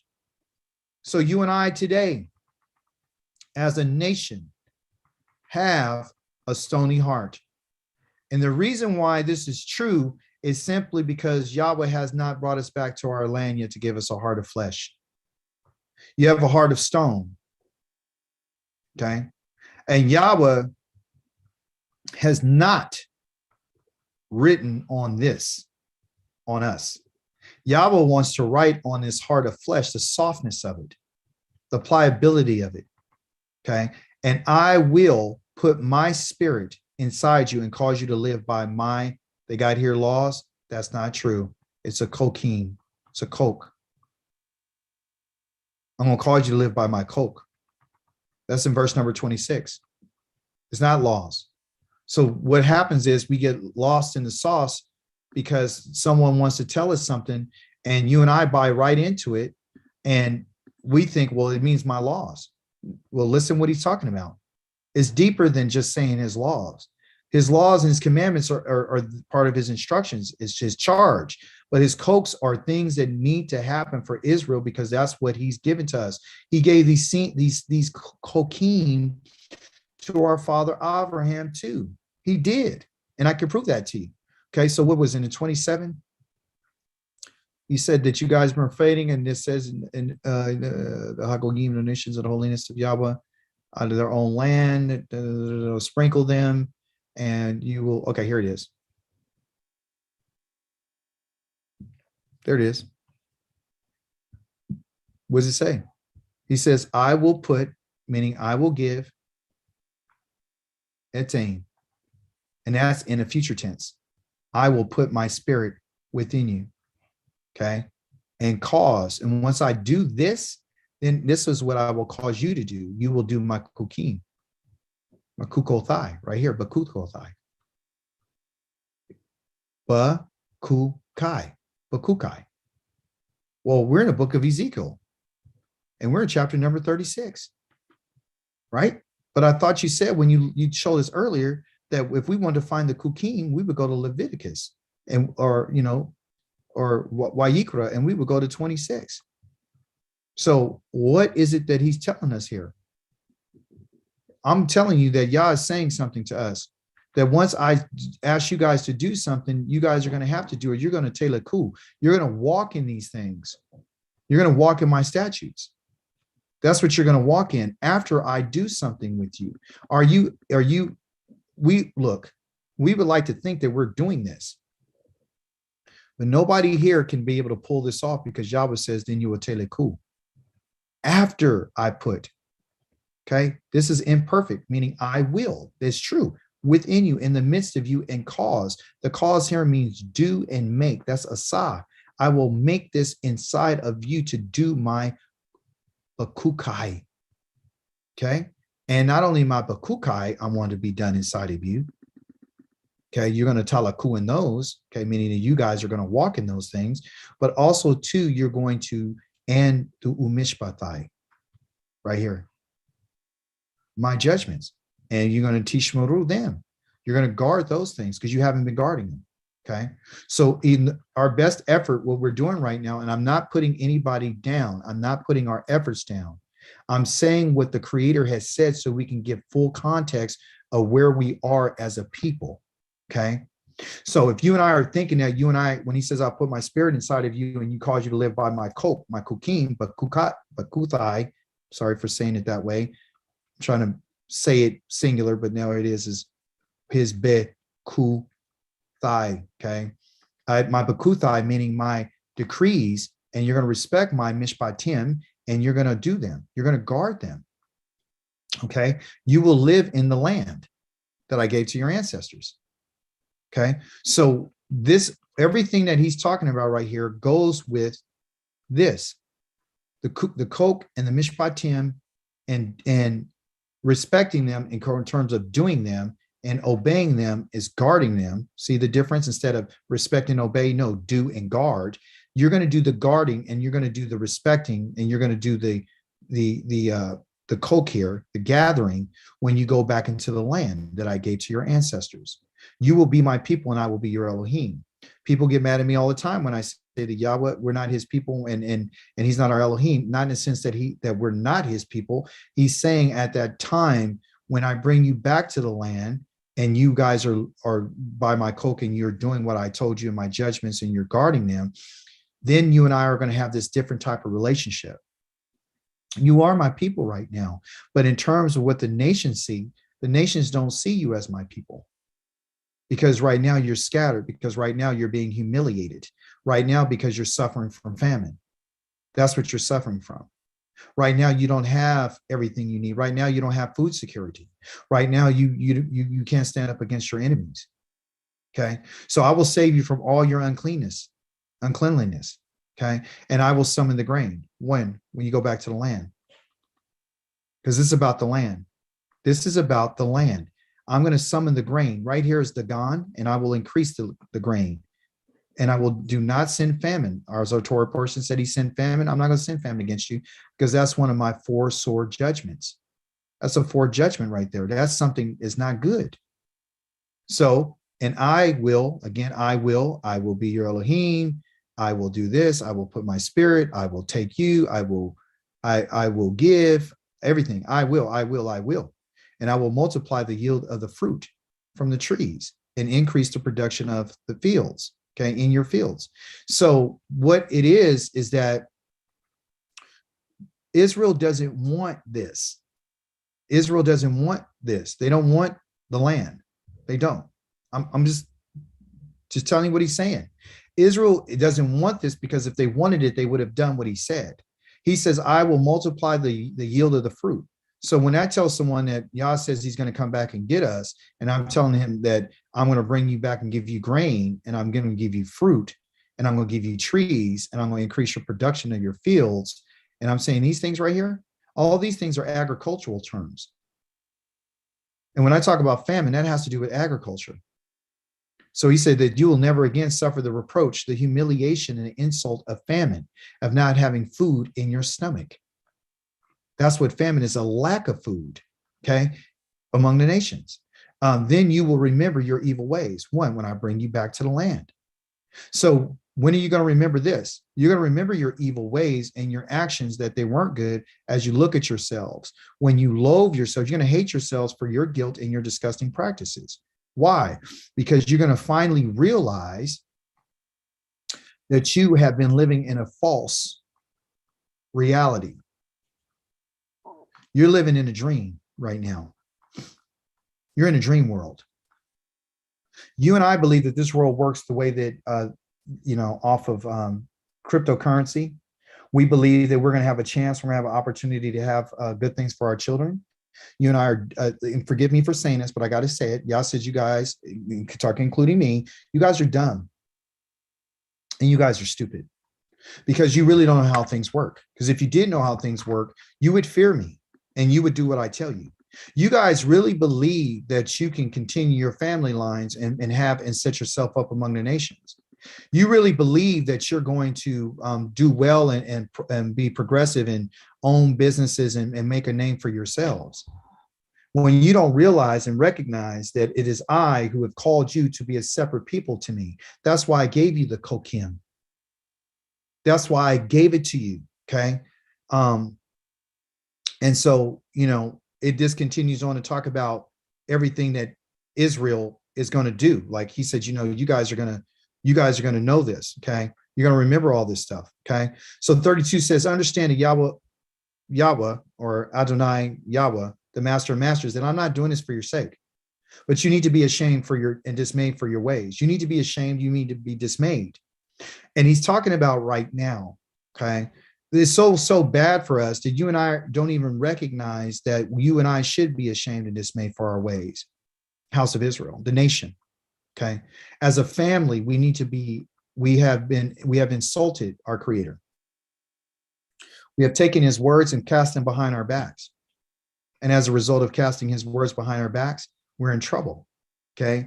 And we don't understand that famine is coming, and we don't understand that food security is not here. We don't understand that safety for us is not here.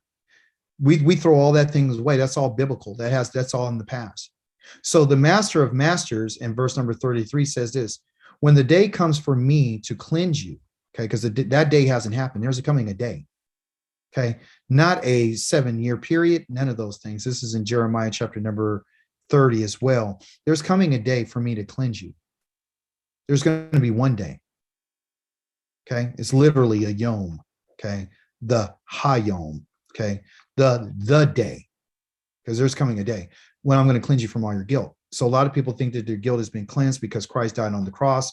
But if that was true, then why would he say what he's saying right now? I need you to pay very careful attention to this. When the day comes for me to cleanse you from all your guilt. What day? I will cause the cities to be inhabited and the ruins to be rebuilt. The land, so on the cleansing day, then all this stuff that he's going to say right now, it happened. The land that was desolate will be tilled. Formerly, it lay desolate for all passing by to see. Then they will say, the land that used to be desolate has become like the Garden of Eden. So the question is these lands that they call Israel today, are they, people are going to say that's the Garden of Eden? Has anyone said that? Has anyone said that the places are still, they're still desolate and they're still ruined? The cities formerly ruined, abandoned in ways that have been fortified and inhabited. Has anyone said that?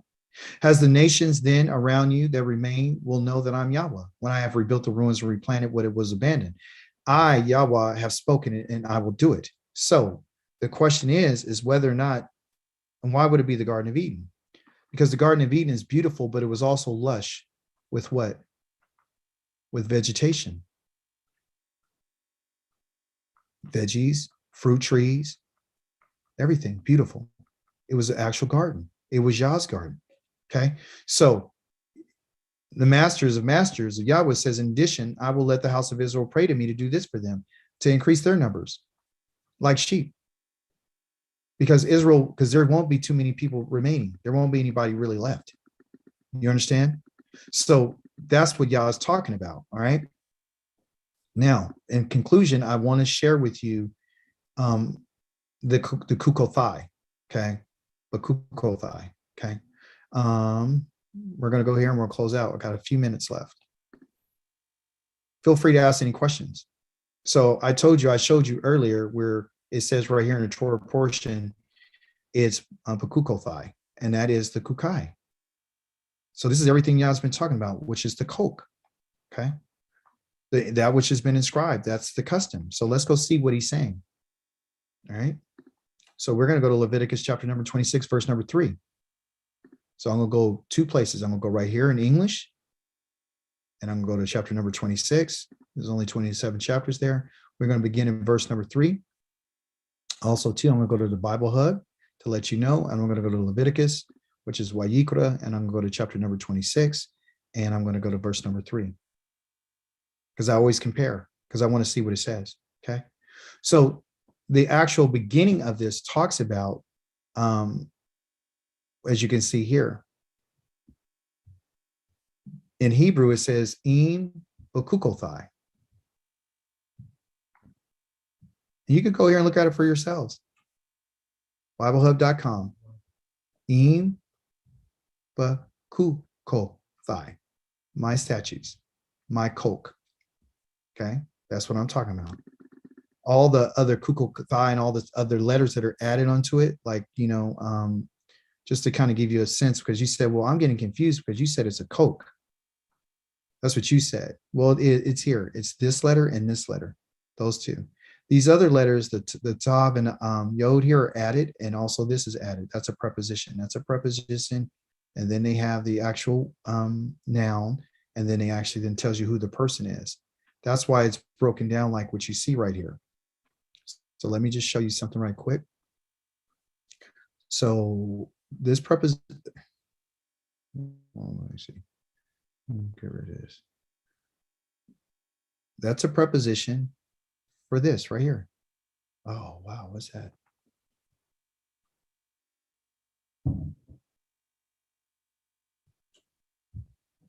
That right there is this. Okay. That's that. That's a preposition. This right here, that tav and that right there is this. Pull that away. This. Oh. Right here.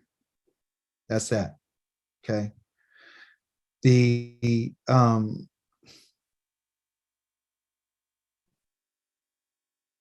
these two letters right here is this. That's that. Okay. So in Hebrew, when you read it, there's several things that are there. They'll add different letters to things, and that'll be in my Hebrew class as well to show you, but I want to click on it right quick for you so you can see it. It's called a coke. Okay. All right. So kuka, kukwa, kukwa, kukwa. It's something prescribed. It's an enactment. It's a statute, and it comes from the word coke right here, from these two letters again, which is the ket and the kof. All right. So that's what it is. So when you click there, you'll be like, oh, okay, I got what it is. So why is it saying kuko thigh? Because bud means in, and kuko means statutes, and thigh means my. So in my statutes. Okay. So the question is Yah says if. Okay. If in my statutes, you teleku. Well, we just saw in Ezekiel chapter number 36 that he said that 36 and I think 24 was it? Yeah. That when I bring you back to the land, you're going to walk in it. You're going to teleku then. But so Leviticus chapter number 26, which we're in right now, was a forecast of what would happen if they did do it or if they didn't do it. You understand? And the mitzvah thigh, so you can see the kukol thigh is different. He says, and my commandments. So the kukol thigh and the commandments are two separate things. They're two separate things. So you got to walk in the kukol thigh. How do you do talaku in the kukol thigh? How do you walk what does it mean to walk in that? What does it mean to walk in this? It means that if you talk about walking and you look again, praise the Holy One of Israel, you look at this word lock right here, a lamed and a kaf. It means this first letter right here is the palm of the hand. And then the lamed right here is the staff. So when you take a staff in your hand, he's saying when you take a staff in your hand, you're literally walking to go somewhere, but also to be a messenger, because usually people who walk for someone is literally called a messenger, and that's where you get your word ma, la, k. And these are the letters right here. Those letters right here, the lamed and the kaf are right here, lamed and the kaf right here. So from walking, okay, so you're literally becoming a messenger for the Holy One of Israel. So he's saying that if you and I are going to teleku in these kukothai, then, and you're also going to wa'et the mitzothai, and you're going to walk, and you're going to guard, okay, tishmaru, guard my commandments and way I see them and do them. Okay. Then he tells you, I'm going to give you rain. So let's go into English because we only have a certain amount of time left, but I'll be breaking all that down. Okay. So it says, let's just begin right here in verse number 3 to keep it with the kukothai. He says, if you live by my kok, not my regulations, that's something that makes you think that he's talking about something else. He's not. He's not. He's talking about a kokim. He's talking about observations and that which is inscribed for Israel. And he says, and then you, right, observe, meaning do my commandments, my mitzvot, and obey them. And okay, so observe here is guard. And this again, obey here again is do, not just obey, do them. Then I will provide the rain. Again, you see him actively involved. I will, like you saw in Ezekiel 36. Or in Ezekiel 36, you heard, I will, I will, I will. Well, I will right here says, I will provide the rain you need in its seasons. The land, because that's the object of everything, will yield its produce, just like in Ezekiel 36.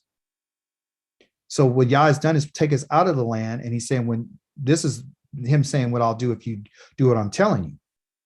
So we've been out of the land and we haven't had any fields, we haven't had any produce. And he says the trees in the field will yield their fruit. This is what people don't want. They want heaven. That's why the New Testament and the Christians abandon the produce, and they abandon the trees in the field and the fruit, because they don't see this as a blessing. They don't see a farmer's market as a blessing. They don't see fields as a blessing. They don't see rain as a blessing. Remember, Yah says, I'll give you the rain. I'll give a blessing on the hills and the mountains. Well, if you do what I'm telling you, I'll give you the rain. I'll provide you. I will give you the rain. So the provision of the rain is based upon us doing these things by teleku, not living only, but by walking and meeting and having a lifestyle and walk on behalf for the kokim, okay, and to guarding those things. We're going to guard the charges of Yah, and we're going to do them. And if we do those things, Yah says, I'll give you the rain.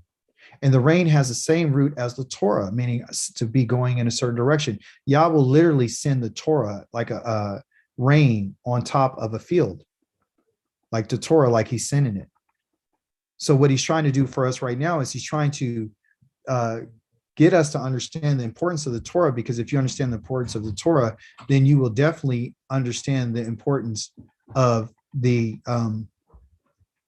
field, and you'll understand the importance of rain. If you don't understand the rain, okay, and that's why he says you guys are like literally dumb, because if you understood the rain, you would know that the rain is needed for the season, and you know the land needs it.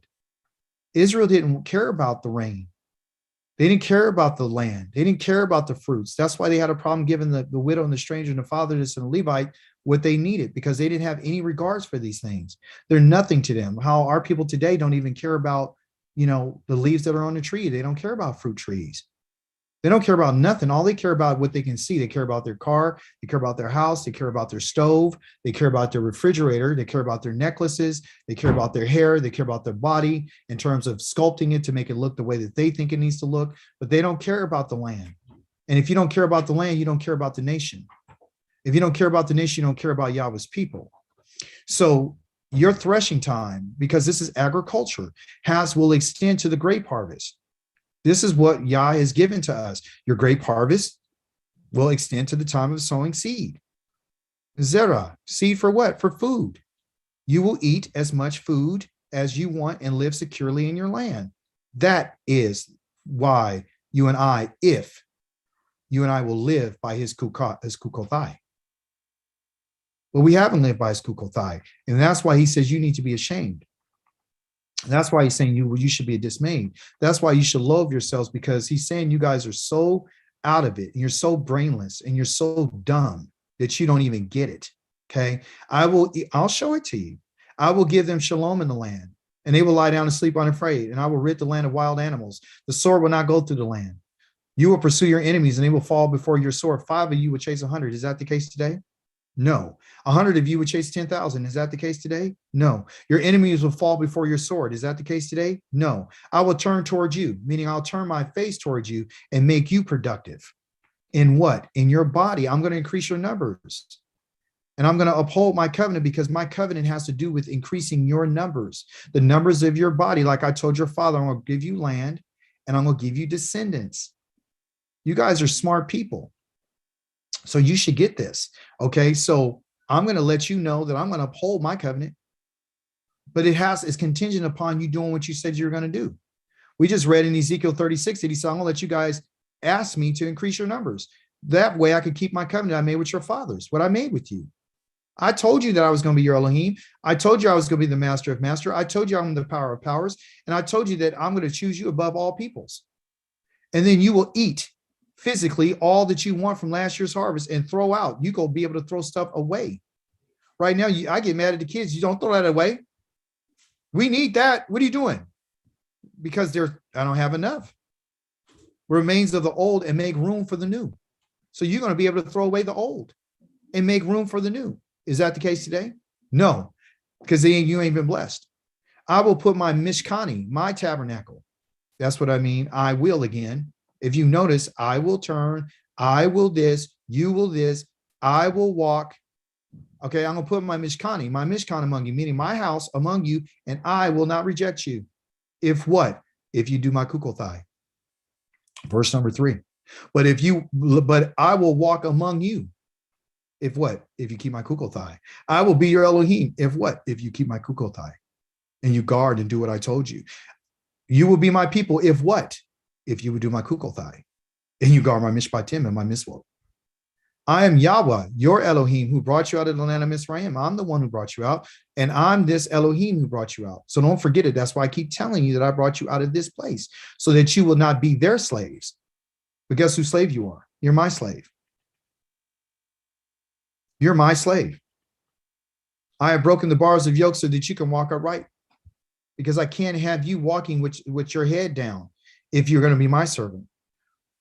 But here's the thing. You'll read on, and we don't have enough time, where you can read where he says, but if you don't listen to me and obey these mitzvos, and if you loathe my regulations, meaning my kukothai, and reject my mishpatim in order not to obey but cancel my covenant, then on my part will do this to you. I will bring terror upon you. I'm going to bring waste and disease on you and chronic fever to dim your sight and sap your strength, and you will sow in your seed for nothing because your enemies will eat your crops. Yeah, I'll set my face against you. Your enemies will defeat you. Okay, so I did say that Yah felt a certain way about us. Okay, and it wasn't to insult us, is to make us understand where we are in this place where we're at. Okay, like you need to understand that you need to be dismayed and you need to feel bad. But you won't know that if anybody keeps, telling you love songs and pat you on your back and tell you how wonderful you're doing. Okay. The first where we're going to go, and then we're going to close. And 4 says this, Ezekiel, it's not Ezekiel.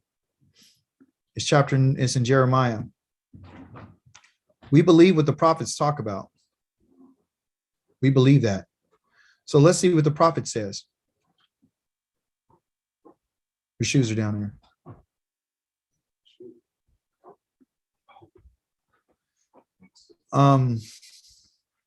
Thanks for the gas.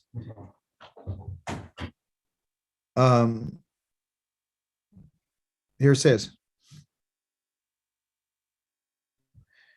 it is because my people are what? My people are foolish. My people are foolish. My people are foolish. My people, are foolish. They do not know me. They are stupid children, without understanding, wise when doing evil, but they don't know how to do good. I looked at the land. Oh, really? Yeah. It was unformed and void in the sky. It had no light. I looked at the mountains and they shook, and at the hills they moved back and forth. And I looked and there was no human beings. All the birds in the air fled, and I looked, and the fertile fields were a desert. He's telling them what it's going to be. The land's cities were razed to the ground at the presence of Yahweh before his burning anger. You understand? It's all going to happen. Okay. And he's letting us know in preparation. Like, my people are just, they don't listen. And Because they don't listen, judgment follows. Last place. It says this. Announce this in the house of Yaakov. Everyone here is in the house of Yaakov. Proclaim it in Yehuda. Hear this, stupid, brainless people who have eyes but do not see, who have ears but do not hear. Question, don't you fear me, says Yahweh? Won't you tremble at my presence? I have made the shore the limit for the sea by eternal what? Coke. It cannot pass. Its waves may toss, but to no avail. Although they roar, they cannot cross it. Why? Because of a coke. It's because of an eternal decree. It's a coke. It's a coke. They're smart enough to know that we don't pass. We are not going to go past. We cannot cross. But this people, by the way, a coke as well means a limit. So Yah has set limitations on Israel and said, you guys can't do certain things. And this is why Israel hates Yahweh's. He says it in 26. You go back and read it today. I told you to write it down. Leviticus 26, read the whole entire chapter. Okay, and you'll find out that Israel hates Yahweh's kokim. They hate it. They hate the fact that he puts limits on them. They hate the fact that they're under what they would call regulations. They hate the fact that what he says about gathering. But these people right here don't even tremble at what? At Yahweh's eternal decree. But this people has a rebellious and a defiant heart. They have rebelled and have gone. They don't say to themselves, let us fear Yahweh, our Elohim, who gives what? The fall and the spring rains in season, who reserves us the weeks assigned for the harvest. This is what this is all about. So did he send us in exile so you and I can, come here and say, well, I'm sorry for my transgressions and sins, without us knowing what our transgressions and avonica is, or sin is? Read chapter 26 in Leviticus. It'll tell you what you need to do.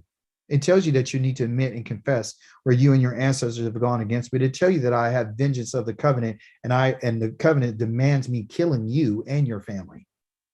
Okay. So when you guys go into exile and you're there, I want you to think about, well, it's hard for us to think about because we only go to Safeway and Costco and everything's provided for us.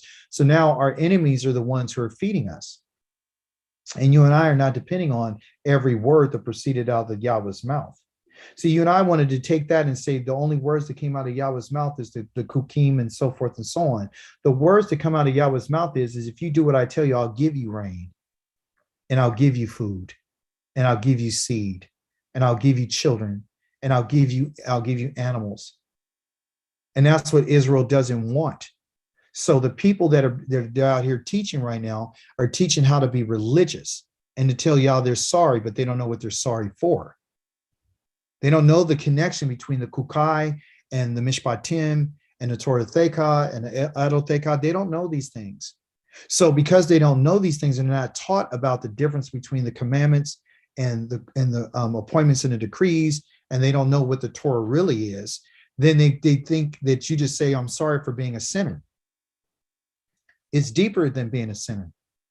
It's deeper. The transgressions have been against what Yahweh has said, which has affected the way that we live. That's where our shame is. Our shame is in the fact that you and I can starve to death in any given moment if they decide to shut the grocery store down. The insult to us is that we're a people that have his name upon us, but yet we have no strength to stand against our enemies. The profanation of it is that you and I are a holy special people that have been scattered to all over the places because we had teachers and leaders and Kohanim and priests and prophets who decided to tell lies so they can benefit off of our sins. Because they're a lying, conniving people, a family of religious nuts. You understand? So now we got a group of religious nuts still out here. Because Yah says there's wicked men among my people. Verse 26 right here. Let's start in 25 though. He's talking about harvest. Then he says, your crimes have overturned nature's rules. What rules of nature? Well, I just told you that if you fear me, you would know, let's fear Yahweh so he would give us the rain in the seasons. I would get the fall rain and the spring rain. We would be able to get the harvest. We'd be able to use our hands, be able to feed our kids. We'd be able to sell that stuff. We'd be able to have a better lifestyle where our people will live longer. But your crimes, the crimes against the Kukothai, the crimes against the Mishpatim, how do you handle situations? Have overturned nature's rules. So what is he really saying? Our way that we live our life determines what comes out from the heavens. If we don't do what he says, if we don't keep the Torah and the instructions, the Torah is shooting in a direction. It means to point in a direction. The rain has the same root word, meaning to point in a certain direction. The rain goes to a certain direction. Yah sends that rain just like he sends the Torah. That's like when Moshe said, hey, let my words, my teaching fall down like the dew from the heavens. Lo, I call upon the heavens and the earth to be a witness against you today. You think it was just him making a declaration to them? He was talking to that which is alive, that can bring life to us. If you look in Psalms 19, it tells you right there that the heavens are talking and nobody can hear its words, but it's speaking on a daily basis. What you and I do has overturned nature's rules. All the land that's the land of our land, Yahweh's land, was supposed to receive water, but it never received the water because you and I decided not to follow the Torah, which is the water. We stopped water coming down on the land. Therefore, the land made us childless because we had no food to eat. Therefore, Leviticus 26 says, you guys are going to eat your own kids. You're going to be so hungry. Therefore, you guys don't have anything to bring an offering to me anymore. Why? Because you took everything I gave you and gave it to an idol and served another god because you wanted to be a whore. But you don't feel no shame. What you want to talk about is how bad somebody treated you. You want to talk about how bad your slavery was. You want to talk about how you were hung from trees. You want to talk about how you were raped. You want to talk about those things, about what other people have done to you, but you don't even recognize that it was I who allowed it to happen to you to get your attention. So you could go back and do the research and find out what went wrong. Well, this is what happened. Your crimes in verse 25, overturn nature's rules. Your crimes against me have changed nature's rules. Your sins have kept back good from you. What good? A new job? What good? A new house, a new environment? What good did Yah said he was going to give to us? I'm going to give you food security. I'm going to give you security in your lands. I'm going to give you safety. I'm not going to let your enemies destroy you. Go read Leviticus 26, the Kukothai. From among my people, there are wicked men who, like fowlers, people like to trap, people lay in wait and set traps to catch their fellow human beings. They're all on YouTube. They're all on Facebook. They're all over the place. They're in churches. They're in all type of so-called religious houses.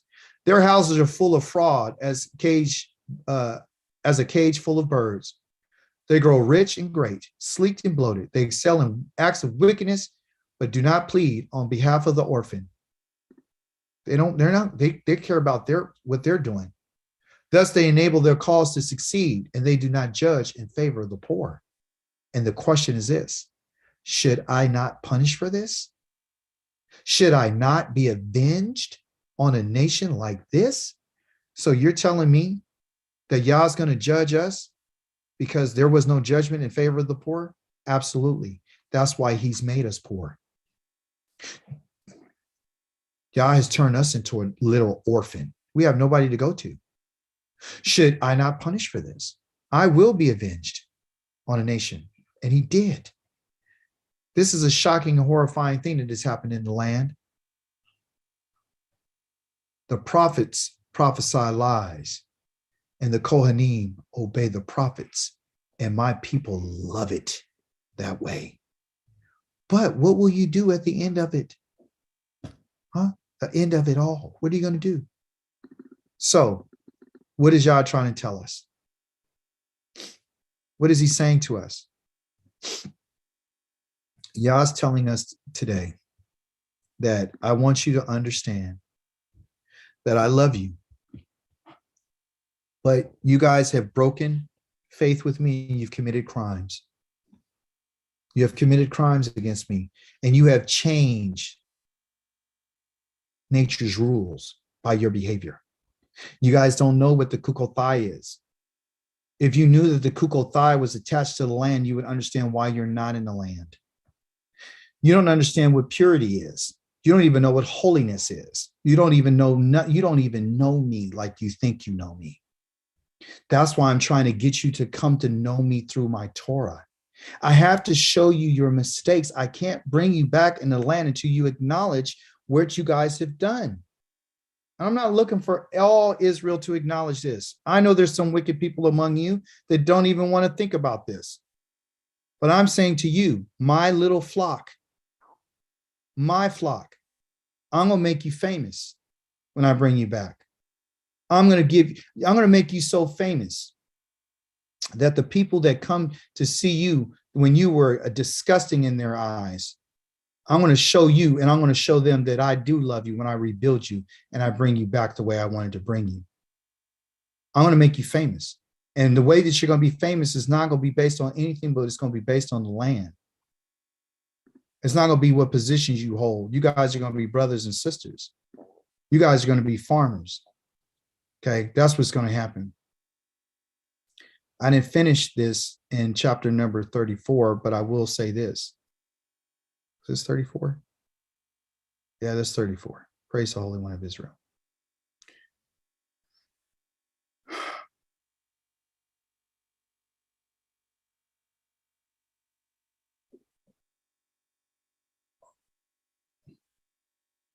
Therefore, I will save my flock. They will no longer be prey, and I will judge between the sheep and other sheep. I will raise up one shepherd to be in charge of them, and he will let them feed, my servant WID. He will pasture them and be their shepherd. Yahweh will be their Elohim, and my servant WID will be prince among them. I will make a covenant of peace with them, and I will rid the wild animals, and I will let them live securely in the desert and sleep in the forest. And I will make them and the places around my hill a blessing, and I will cause the rain to fall when it should, and there will be showers of blessing. The trees in the field will bear their fruit, and the soil its produce, and they will be secure in their land. They will know that I am Yahweh when I break the bars of their yoke and rescue them from the power of those who turn them into slaves. No longer will there be prey for the nations of the Goyim, nor will the wild animals devour them. But they will live securely with no one to make them afraid. I will make the productivity of their crops famous, and they will no longer be consumed by famine. That word there is hunger, but it's famine. It's ra'av, which is in our Torah portion. They will no longer be consumed by famine in the land or bear the shame of the nations anymore. They will know that I am Yahweh, their Elohim, am with them, and that they, the house of Israel, are my people, says the master of masters, Yahweh. You, my sheep, the sheep in my pasture, are human beings, for I am your Elohim, says the master of masters, Yahweh. Do you see that? I'm going to make your crops famous. They're going to be famous. And then you'll know that I'm with you. And then you'll know that I'm your Elohim and you're my people. When what? When you're living in your land that I promised to give to your ancestors. The recipe is not hard. It's not hard, you guys. So what Yah is trying to get our attention about is, I need you to change your frequency and your mindset. I need you to go back and say, I made some mistakes. I'm crying out to you right now. I missed my land. I miss what you gave to my fathers. And I want to go home and I want to do what's right. And I want you to do what you said you were going to do. Because now I'm willing right now. I'm willing now. Well, I'm not just saying like my ancestors. I'm telling you that I'm willing to do what you asked me to do. I'm willing to do the kukothai because I know what the kukothai are. And that's what I'm trying to teach us, the kukothai and the mishpatim. If someone's not teaching you the kukothai and they're not teaching the mishpatim and they're not teaching you the mitzvot, they're not teaching you these things, you don't know where our ancestors had failed.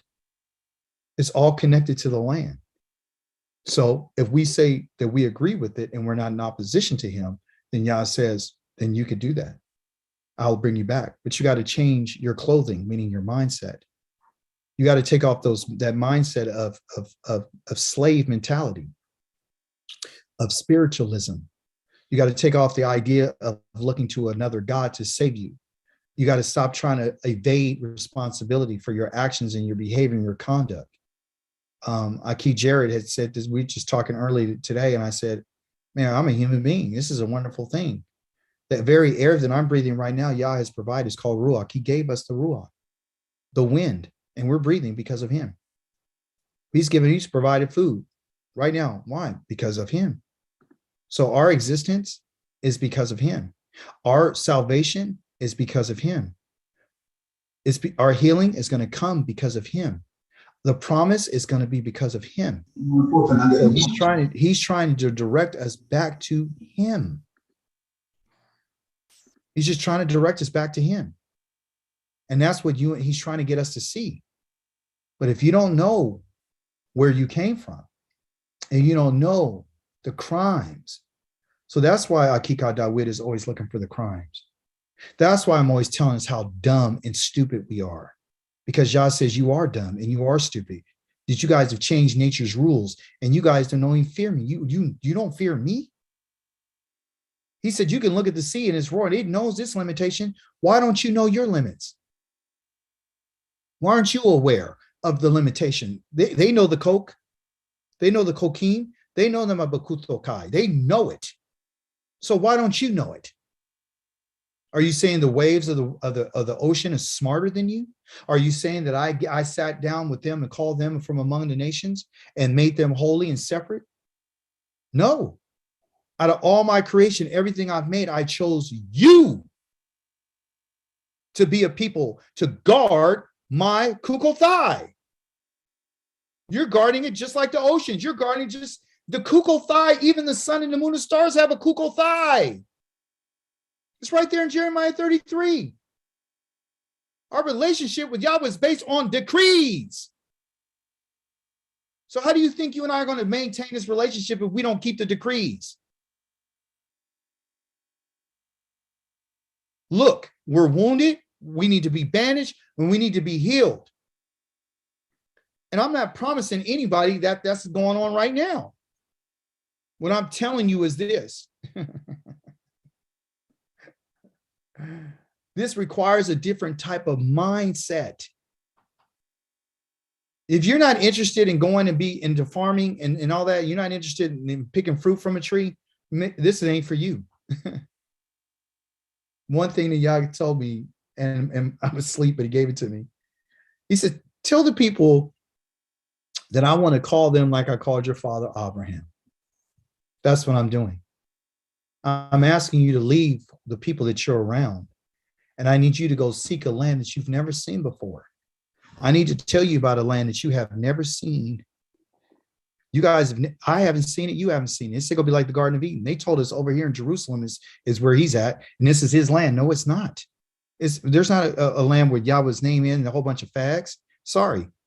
It's not. Lesbians, transgenders, homosexuals. It's not there. Murder, not there. It's not going to be the case. There's no way possible that that's a holy land, period. I don't care how many religious people write, how many books, do documentaries or any of that. It's not holy. It's defiled. Sodomy is part of their package. They love having sex with kids. Pornography, it's all there. Don't you understand that? These are some evil people. If you're not willing to take the land, because that's what the promise is all predicated upon. That's what you and I need to focus on. So we can't go around saying we're blessed. You can't go around and saying that he's with you. You can't go around and say you have a spirit, because that'll be contradicting everything that he said. Then if you feel that way, then you won't be dismayed and you won't feel humiliated and insulted. Then you would say that everything you got, oh, he gave it to me. That sounds nice. I like the idea of that, but it's not true. So what it is we're cutting through all the BS and we're getting straight to it. That's what it is, because that's what they call reality. The reality is that you and I are living under mandates. The reality is that you and I are living underneath in some form of tyranny. The reality is that you and I don't have what we need to have. We don't have food security. The reality is, somebody tell me, am I wrong? Let's come on. We got a few minutes left. Let me hear from the class. Tell me, where are we at? Shalom, just like you said, mandates, food security. I personally believe in our lifetime, the remnant are going to experience Isaiah 10 and 20, where it says, and it shall come to pass in that day that the remnant of Israel and such as escaped of the house of Jacob will never again depend on him who defeated them, but will depend on Yahweh, the Holy One, in truth. And so I believe that, we all need to, so many people are doing like storing food, and I'm not saying anything about doing those things. I'm just saying that I think the preparation is on a different level. I know, at least for me. And this is what we need to prepare ourselves for, that transition. And it requires great humility. If you think about when the prophet Elijah was on the run, the Most High had a bird bring him food. So, yeah, so that's what I think. Yes, I think you're correct. That's beautiful. And I love what you just said again. You said it last week. You said it today about it requires great humility.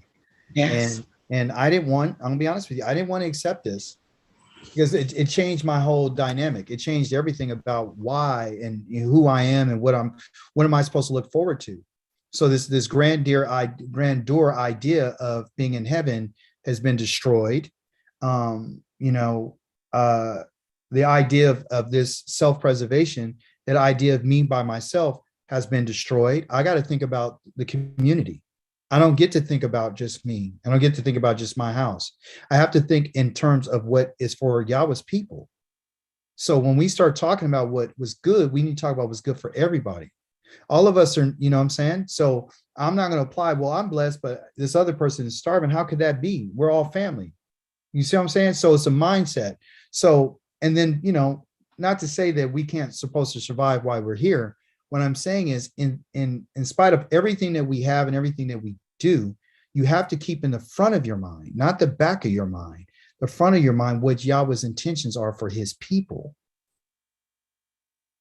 This is different. This is a lot different. Yes, we're going to be the chief of nations. Yes, we're going to have a priesthood. Yes, we're going to have a king. Yes, we're going to have a government. Yes, we're going to have all those things, but it's going to be governed by Yahweh. It's not going to be what you think it is today. It's going to be a government of righteousness. Yes, we're going to have leaders. Absolutely. We're going to have children. We're going to have families. We're going to have it all. Hallelujah. I also just wanted to add to what you were saying. I mean, because so much of the lesson today is about the land and its provision. And if you look in Leviticus 26, I mean, it says very clearly, at the time where we come confessing this iniquity, as you pointed out, which is on so many levels. Yes. That in verse 42, he says he's going to remember several things, and it almost seems simultaneously. His covenant with Jacob, his covenant with Isaac, his covenant with Abraham, and the land. Yes. Praise the Holy One. And he also says, in conjunction to that, he says, and if I loathed you like you loathed me and I hated you, I would utterly destroy you. But I'm not. I'm going to remember the covenant I made with your fathers, the ones that I brought out of Mitzrayim. So it lets you know that that covenant again is separate. He says, I'm going to remember that covenant that I promised to be your Elohim in front of the nations. I made that clear in front of everybody. So I put myself out there to be your Elohim. And that's exactly what I'm going to do. I'm just trying to get our family of people to understand that you're going back to a place, okay, of vegetation. You're going back to a place of animals. That's where you're going.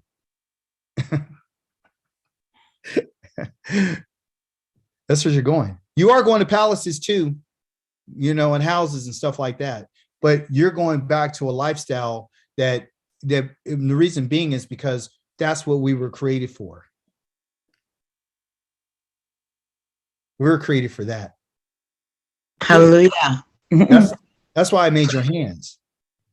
So you can pick that fruit and those vegetables and bring me a basket and say thank you and praise me.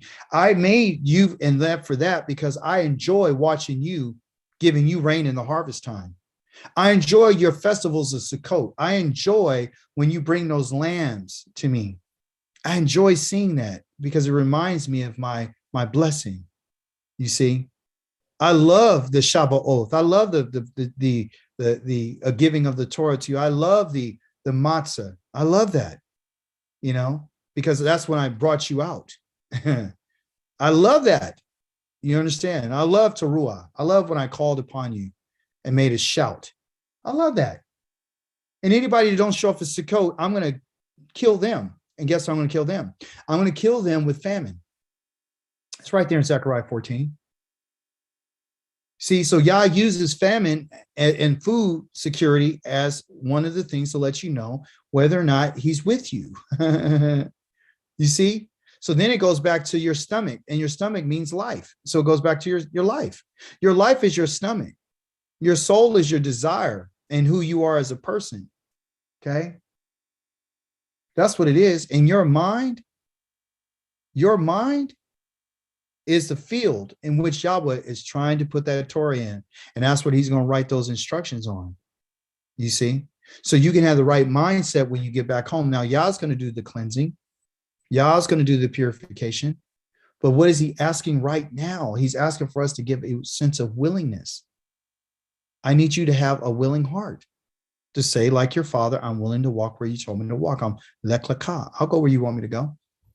So thank you guys today for taking this journey with us on this Shabbat. I'll be holding class today in our Hebrew lessons in chapter. I think I'm in one of these one of lessons number 3, I think still. And that'll be at 4:00 on California time. It's free. I'll send you guys books. I always send the paperwork or the instruction, the worksheets that I have. And I'll give you a free booklet for you to learn how to read biblical Hebrew, because I think you need to know some of the things that we're talking about. At least if you can get the roots of the language, then you'll be fine. You don't have to be an expert. You know, you don't have to do all that kind of stuff. It just kind of gives you a sense of the culture, and it gives you a sense of where these words are coming from and how they function. You know, because we're not really dealing in the abstract. We literally, Hebrew is a concrete language. And so it deals with concrete concepts. So when everything that you can see, you can smell, you can taste, you can touch, those things are real. So Yah tells us in a lot of the words that he gives us, he uses those letters that help us see things, smell things, taste things, hear things, and touch things, using all 5 of our senses. So we can really hone into what he's saying. Okay. And we've been going over the grammar as well. So anybody have any more statements or contributions before I let you go? Shabbat shalom, shalom aleichem, Aki David. Yes, sir. Just want to say all praises to the Most High, the creator of the universe, one of us and ruler, master of the universe. I want to say Shabbat shalom to the family, and I'm looking forward for your lesson later on to learn some more about our language. Toda Yes. Rabbah. Toda Rabbah, and Bidma. Anyone else?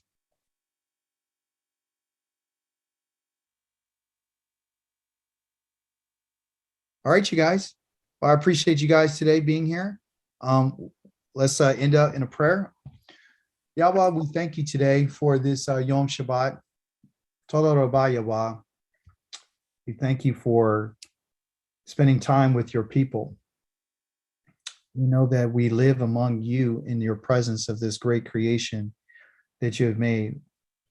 Yahweh, let us focus on the beauty of who you are and think about how patient you are with us and how kind. Yahweh, I don't take offense to your words. I listen to them and I understand why you called us brainless, and I understand why you called the house of your people stupid. It's because we're acting as if we don't understand nature's rules. And it's very simple. If we would do what you say, then you would send the rain to us in its seasons. We would be able to have a harvest where we can bless your name. And so we apologize, Yahweh, to you as your people, as your flock today, this small little flock that we have here today. We come to you and we confess and admit before you that we have gone against you. Our ancestors have gone against you. And more specifically, Yahweh, we have not listened to your kukothai. We haven't did Shema. We had lo Shema. We have not listened to you. We have not done what you've asked us to do. We have not guarded what you have said. And right now, in the situation that we're in, being scattered among the nations, you have said that we're profaning your name. And Yahweh, we accept that.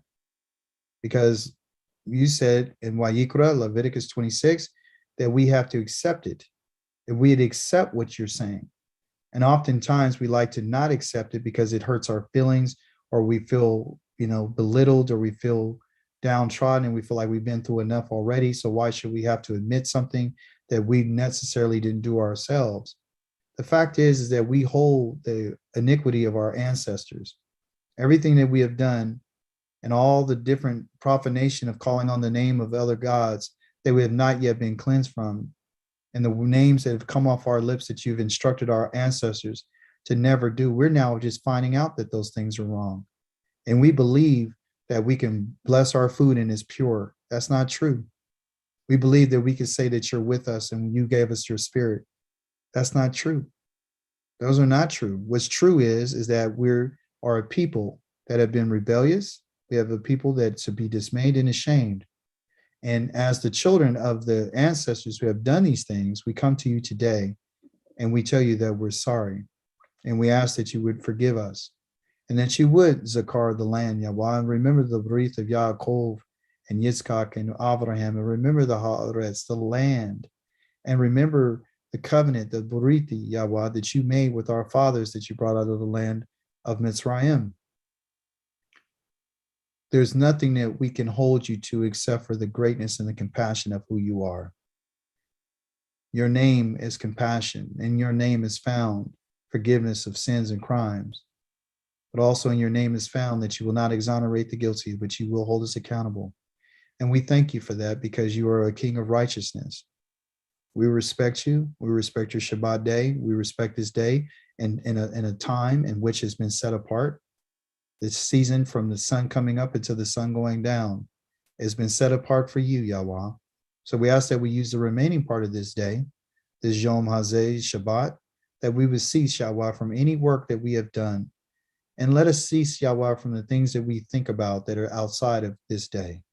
And let us focus our attention on who you are and the beauty of you. Let us reminisce about what you've done for our fathers, Abraham, Isaac, and Jacob. Let us meditate upon what you've shared with us through this week of the Torah portion on Wayigash, on how to come close to you and how to approach you as our master of masters, Yahweh. We love you and we thank you that you chose us above all peoples. And we know that we have brought shame and insult upon thy name. And the only way that we can ever be cleansed from that is by your mercy. So we ask today that you would be merciful to us and that you would bring us home and that you would cleanse us and wash us. And that you may write upon our hearts and our minds your kukothai, the mishpotai, the erovotai, the toratheka, Yahweh. Hallelujah, hallelujah, hallelujah. Praise be to the Holy One of Israel. Hallelujah.